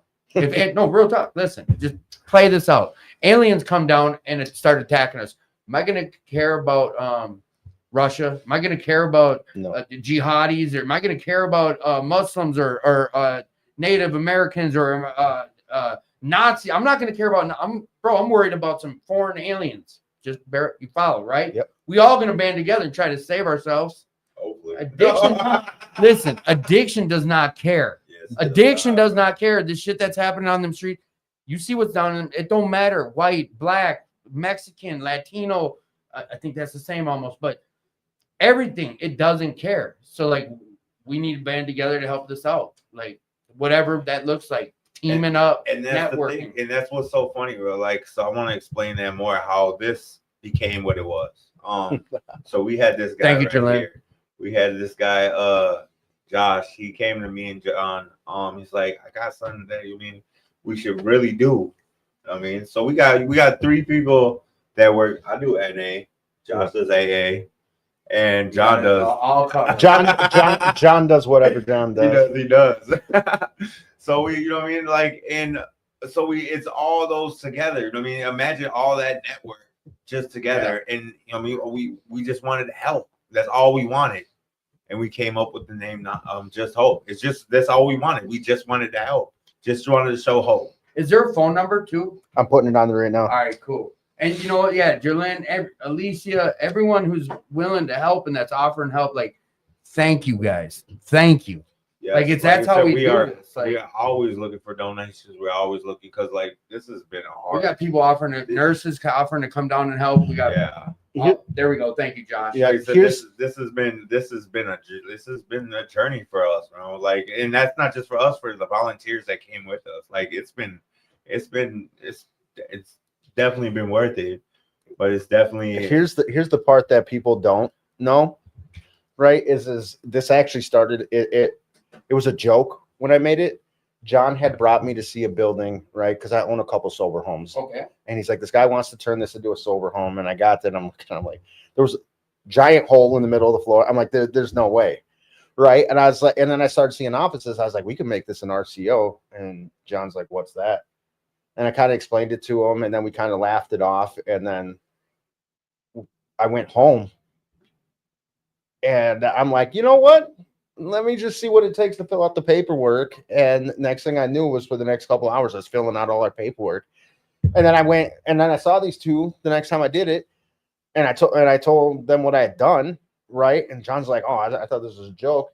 And then we're like, well, what are we going to name it? And that's where Angel came out of nowhere and was like, Just Hope. That's it. Just Hope. just hope. Just going to call it Just Hope. That's all. You know, and so, yeah, originally it was just, you know, shooting the breeze with John. And then all of a sudden it was, I was just like, nope, we're doing it. Hell yeah. Hell yeah. That's how these things happen. Yep. And now watch. You're going to start moving from Minnesota to Wisconsin to the Midwest. Bro, I got a gang of water, but these are probably cold. Those are cold ones, I bet. Are they? Yeah. Oh, yeah, I'll take it. Brought you guys some lukewarm water. No, this is amazing stuff. And like I said, I almost want to slow down and talk about it and reschedule something real soon with the 3 of you guys. I'm serious. Yeah. And we could spend a whole show talking about it. Because I know when I brought this up at our last board meeting here at We'll Work for Recovery to Carolyn and Paul, after the show or after our meeting, I told them like, oh yeah, I just messaged Angel and said like I want to have them come on. It was right after we were talking about the fundraising. And Jared brought up like the Just Hope boys, like they've been doing real good with all the fundraising and having events. Like, let's reach out to them. And then I told Paul, I was like, yeah, I'm gonna have 2 of the boys from Just Hope on. He's like, oh hell yeah, they're all excited. And I was like, what's up? Like, hey, come on. Right. So like, I'd love to have you guys on and we can collaborate, whatever. I'm looking at you guys on a much larger scale, bro. If one person tonight was able to hear something that just helped them not pick up, like, I'm happy. I'm happy. One person.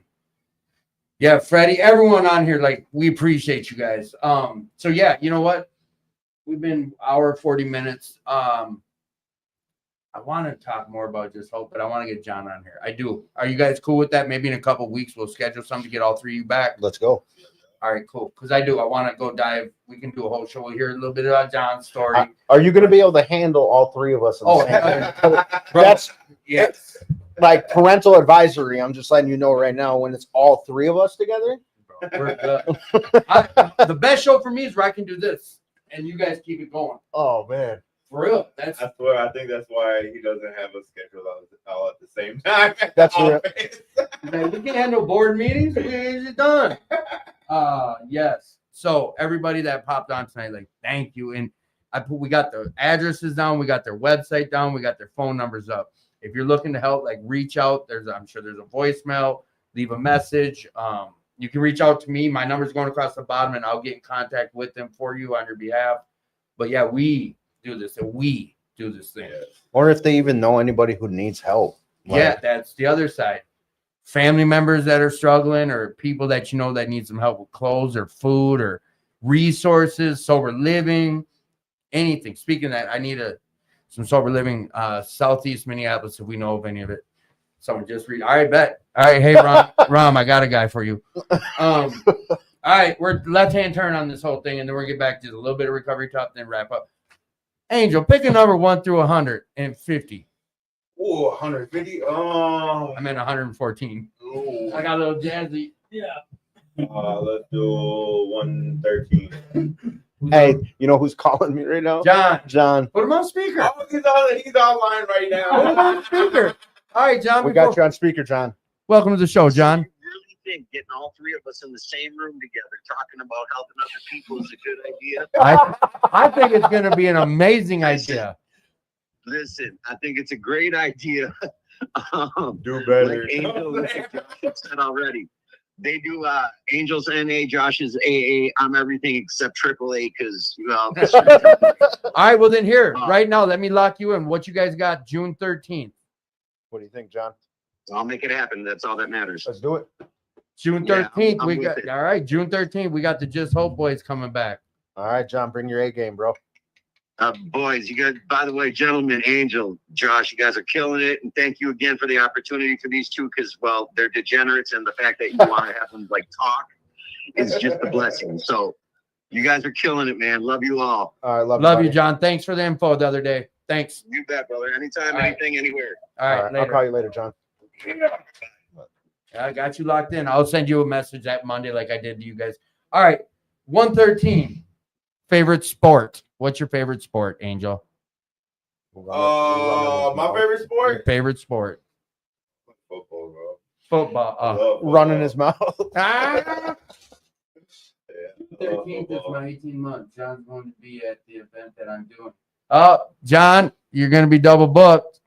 You better talk to Dan Mack. We'll figure this out, though. I just wanted, I know you guys are coming back, whether we adjust the date. Like, we know the 3 of you guys will come back on soon. Dang, John, that's a harsh way to be reminded that you're double booking from your sponsee. That's your boy's 18th month. I watch John be like, you know, and I guess he's you're going to all give him a conversation about ego and clean time. Yeah, you already know. Yeah. Yep. My sponsor did that shit to me. I said, I got my year. He said, yeah. And like, what? Like, I got a year. He said, yeah, cool. What you want? A cookie? He put me, I felt so stupid. All right, picking number 1 through 110.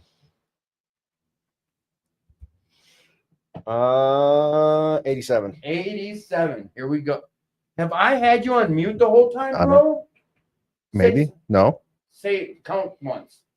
1, 2. No, I didn't. I had. No, I've been hearing them. Yeah, no, it was something else. It was the sound. When I hit the sound effects, it won't go to whatever. All right. What was the number you said? 87. 87. What's your best scar story? Scar story? Yeah, like a scar story. Well, Come on. I have 8 screws and 2 plates on my leg because while delivering pizzas, I slipped on the ice. Right. And when my ankle broke, right. So it broke in 3 places.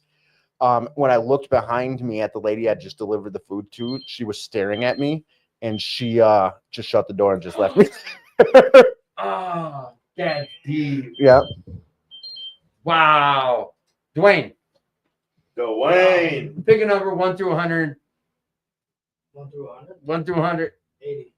80. What's one thing that we don't know about you? Bro, you you did did this that last last time. You know what his answer was? I went to the feds. Yeah. No, all right, change it then. Yeah. What was 1 through 100. 32? 32. That's funny. 32. Here we go. What's your favorite movie? Did we do that? Nope. No. Boondock Saints. Yeah, we did. We did. Pick another number. Why did we keep? 1 through 100. That's a good movie. Though. 69. That is a really good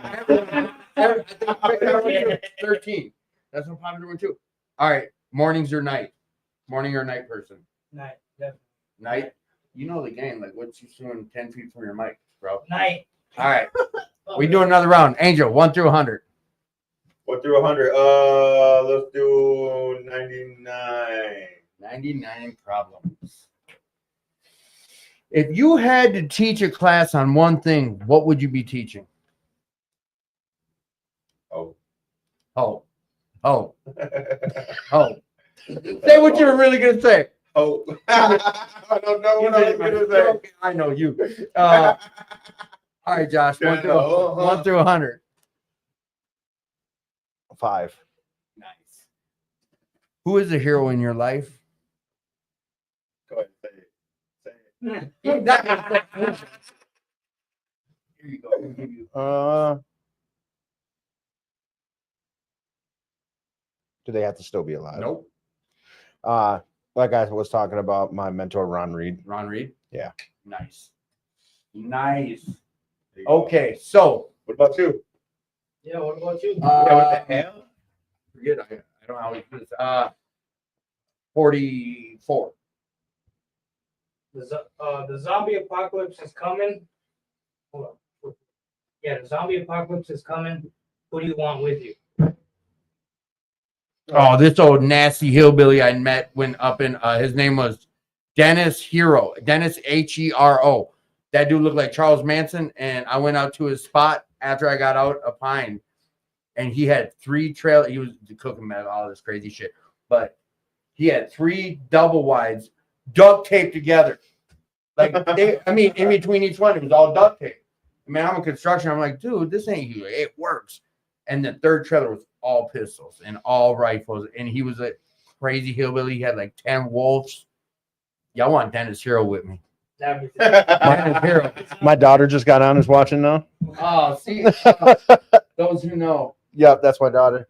Autumn, thanks for supporting. Well, we doing another round now. Daughter's on. Pick a number 1 through 100. Let's see. 17. 17.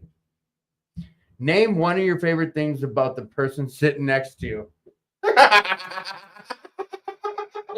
Here's the person sitting next to him right here. This is the worst question, right? Oh shit, we need this. Angel teaches me patience. I get that. He does. Wow. He really does. No, I love Angel. His dedication and his willingness to go as far as he needs to save somebody's life is it's very like I love that. Yeah. Angel, pick a number 1 through 100. You know what? No, I'm going to pick 17 for you. Name one of your favorite things about this person sitting next to you. There you go. Oh man, the love and support this man gives is crazy. Really, he makes you open doors that you never would. I mean, he's an amazing guy. Hi, Dad. I'm Amazing guy. Picking a number 1 through 100. My daughter. 69. Oh, no, 17. 17. Well, did someone else? I just did that. Oh, Yeah. 16. 16. That was the one that he just had you answer. 18. No. 16. You're good. 20. What's the weirdest thing that you've ever eaten? We got kids listening. Octopus, bro. That was weird. Really? Bro. Yeah. It's just weird to me. I ate bugs. That wasn't really weird. You know what I mean? I was about to say this is one of those moments where I have to be like, Angel, my daughter's listening. I beat you to it. Pick a number 1 through 100. I like this game. 18. 18. It really tames down after all this stuff. Tell us about a unique or quirky habit of yours. Corky? Quirky. Corny or corky? Quirky. Quirky. Did you say Courtney? Corky. Tell us a Courtney habit about you.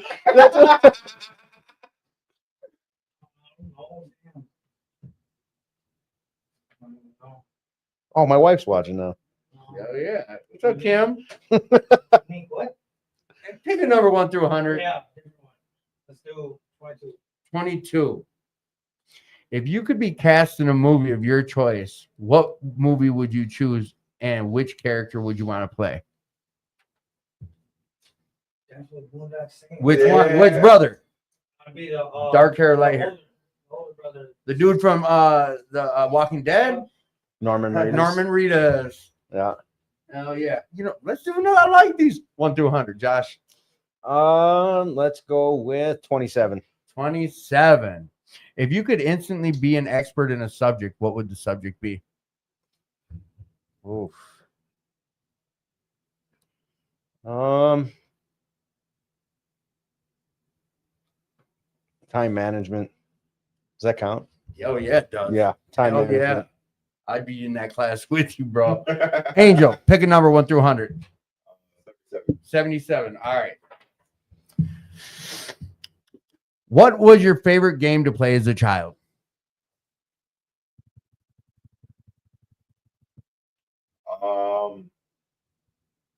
Bro, I don't know. Oh, bro, we used to. Oh, what was it? That Ghost in the It was Graveyard. like I mummies. used to play that. Bro, we used to That was play fun. mummies as a kid, and we used to fucking run across the fucking the walls and shit, bro. Look For up. real, bro. We used to fucking. He got so excited. He dropped the F 3 times. Yeah. Bro, like, yeah, it was pretty exciting. I'm not gonna lie. I really ran across the freaking wall as a little kid. Mummies. I remember I love it. So now we're gonna bring it back to a little bit of recovery. I really do appreciate you guys coming on. Just Hope, guys, and I'm really looking forward to having the 3 of you on. Thanks for Just sharing Hope. about your stories. Like, we help people relate, and I know people was relating to your story and yours. Like both of you, I had people. I can tell when the way they'll pose questions. Man, people are asking specific things about the journey of your stories, and like that helps people. Like it does. Makes them let them know they're not alone. We're never alone. You're never alone if you're listening. Angel, get off your phone. The name of this show is called Attitude for Gratitude. What's your gratitude been looking like? What's it look like?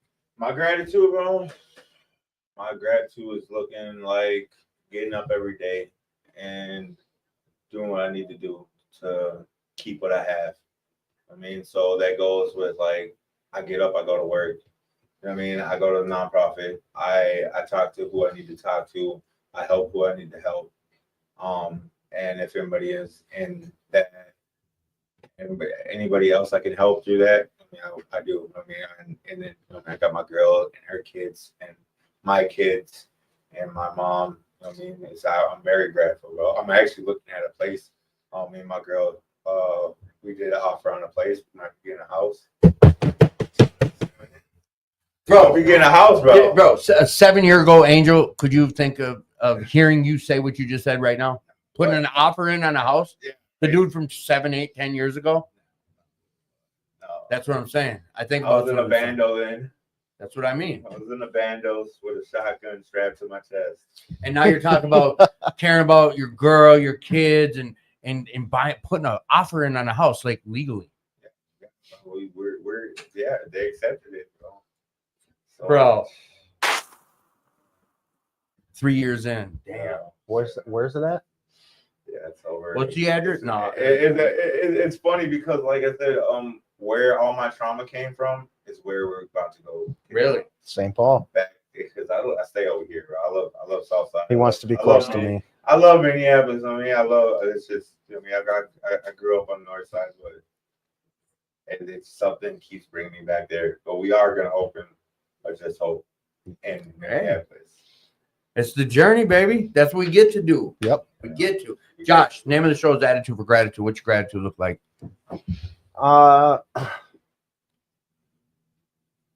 What my gratitude looks like is being able to sorry, I'm a diabetic, my blood sugar's high. That's what that sound Is is. that? Do you need some candy? No, Oh. it's high. Oh, you need some. No, I'll water? be all What right. can I get you? No, I'll be all right. Insulin? I think I got some. Why do everybody goes straight for the insulin? I don't What do you need do? I don't need insulin. Oh, No, all right. I'll be all right. You say so. Swallow is not that much. Yeah. So what my gratitude looks like today is making sure that I don't get off a phone call without telling an individual that I love them. Right. I tell Angel, I tell John, I tell most of the most of the men in my life that I love them. And then the ultimate one is being able to go home to my family. Oh yeah. Oh yeah. Just my wife being home, ready to support me. Sometimes I walk through the door and I'm like, tell me I got this. And she'll be like, you got this. Like, and so like having that and like coming from where a family that didn't want anything to do with me Right. to having an abundance of individuals in my life that want to support me and that care about me. And I know that there are times where people are like, dude, he's an asshole. Like it happens more than it's like, I'm not an asshole for the sake of being an asshole. Like I'm an asshole because like I'm trying to keep the shit right. Yeah. Right. And that's it. And it's and that's and so I have to make sure that I let everybody know all the time, like I do love you. Hey, bro, if they got a problem, like someone has a problem, it's them who has the problem. Hey, then he's the one with the problem. It's this one. He's Not a pain. you. He's a pain in my ass. All right, so if you could have any superpower, what would it be? See, that's a loaded question for me. I'm Oh. a diehard Batman fan, and he didn't have any superpowers. No, he didn't. He had money. Bro, listen. That's not a superpower. Says Bro. who? Money's not a superpower. As Superman, that when he couldn't get Lois Lane because Clark Kent or because Bruce Wayne could go swoop her up and bring her out to dinner wherever he wanted. He couldn't. It's not a superpower. Listen, it's in the eye of the beholder, bro. You need to start listening to this dude named Ace Vane. It is a Hold on. superpower. I watched that stuff. Then you know. I watched that stuff. You know what I'm talking about. It's so funny. Dude. I laughed my It's ass so off. good. You do have to watch it. He's not, dude. It's so Bro, good. and listen, he breaks it like, man, come on. Superman is a bitch compared to Bruce Wayne's money. Yeah. That's a superpower, bro. And you know what? Though, listen, he's a wizard. I had someone come out. Just, He's a super. if you want to have, super genius. super genius. If He's the only one that has a backup plan to take out every other superhero. yes, Yeah. he does. every that's single one right. of them. Yep, you're right, 100%. He got something on the back burner to make sure. Just in So case. everybody wants to hate on Batman, but that dude can take them all out. Yeah, you got yes, cool. Angel, what's your superpower? Any superpower? I just wish I wasn't tired. I just wish If you I could was- have a I superpower, could just be, you know what I mean? awake your whole life. Just fucking, you know what I mean? Just like, don't have to rest no more. Don't have to, you know what I mean? So the power Just of handle all the shit at once. Like I just want to. Yeah. I love you too, Autumn. Yeah, we love you, Autumn. we love you, Autumn. So your superpower is like what this one Stress-free. substance. Oh, I was gonna say you're just talking about never sleeping. Yeah. I know something that we said a lot about it tonight, You're gonna have to fall asleep. You're right. and usually it's not good. Or you get I to that fall point out. where you're still awake, but your brain is just Yes. I think that's called psychosis. All right, so you got the power of not sleeping. yeah. Hey, That's you're why I was an power- addict for so long. Hey, his is the It big makes his sense. superpower was to be able to put soap in just 8 million people's hands, or 8 billion. 8 billion? Yeah, everyone in the world. It'd be funny. Does he sell them or does he give them out? Nah, he said. I mean, there's a don't. If you want to donate to it, you can donate to it. But yeah. I mean, it's cost money to make, but he won't take. He won't be like, yeah, it costs this much. There's no price tag. There's not. People donate. People don't. People take. People don't. But yes, the soap of hope. And Chucky, he's got the biggest heart of any man I've ever met in my entire life. That's real talk. Okay.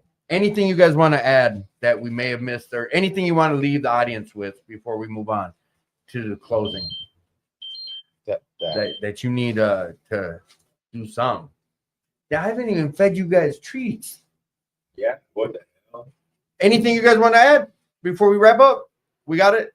No, we appreciate all the support.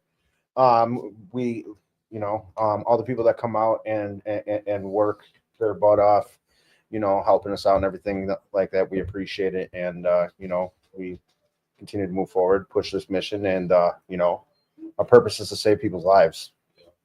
Oh, yeah. None of that, but appreciate it like Will Works, bro. Will Works has been amazing to me. I actually met my girl at Will Works. Not trying to 13th Deb or none, but but I mean, without her, I wouldn't be getting placed. I wouldn't be the man I am today. Right. You know what I mean? But like the meetings, every bro, like find yourself where you belong. I mean, and just keep coming back. You gotta figure it out. Like I love what the lady, Lala. Lala. You know what I mean, like this is real life, bro. Like we're struggling when we get out of prison, when we get out of jail, when we get out of the you know what I mean, out of our addictions. We need to find that safe spot that's nice. I mean, that we feel comfortable and keep coming back, because you don't imagine, bro. You won't imagine where your life would be. Like I'm not supposed to be here today. Like I'm not. But you are. But you are. I hear what you're saying. A lot of people like, I should have been dead, but no, you shouldn't have.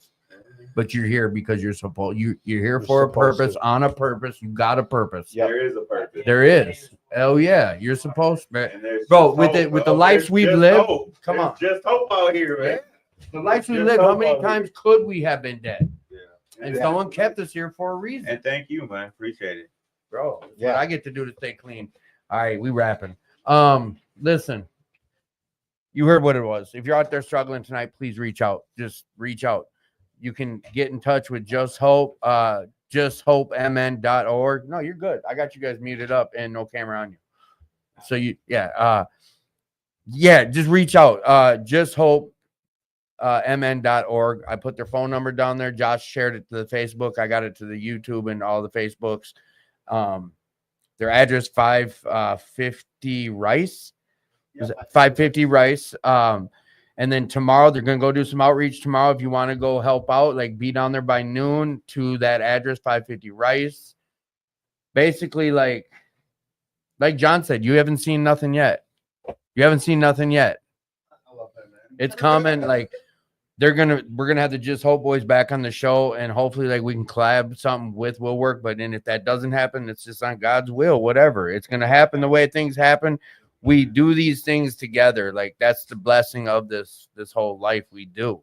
And you heard some heavy stories tonight. You heard Lala's story, which was she's less than a year out, and she's already listened to the growth. Like she's been shot in the face and all over in the body and was in a coma, and now she's here showing up for her kids and her family and like you can have some of this. So if you're out there struggling, please reach out. You're worth it. You've heard people talk about mental health. We don't just go off our meds. We seek professional help. We listen to our doctors nowadays. You're not alone. Like mental health's a real thing. Don't be embarrassed about it or shy away from it. You've heard people talk about different sober livings in different places that they found their recovery and different meetings they go to. Like Angel just said it, like find what works best for you. Find a meeting that works. Find a sponsor. You heard and Josh talked about him. He's a big AA 12-step guy. That's what worked for him. Angel talked about NA. That's what worked for him. Find what works for you. You're worth this life for recovery that you heard us talk about. And if no one's told you tonight, like you're worth it and you're loved. Keep checking in and tuning in. And we love you. We'll see you next week. Bye, Z's. Oh, next week. We got a big event going on. Oh, Big event. That's Next week, the 50th anniversary, Gopher State. So I'm not sure. We might do a little podcast down there. I got booted 2 years out of doing one when we did it at 2218's booth. It was a great turnout, but matter of fact, still the highest viewed show I've had. But it's not about views, but it's about views. Yeah, check out Gopher State. It's a great thing that happens in the recovery community. Go down there. It's at the DoubleTree, Bloomington DoubleTree. $30 for registration, but no one's ever turned away. They have a volunteer tent. It's Highway 100 and 494. Go check it out. It's gonna be a blast. I'm not sure about the show then, but the following week I got Rick Bowman back on the show, so it's gonna be a banger then. Till then, like, I love you, man.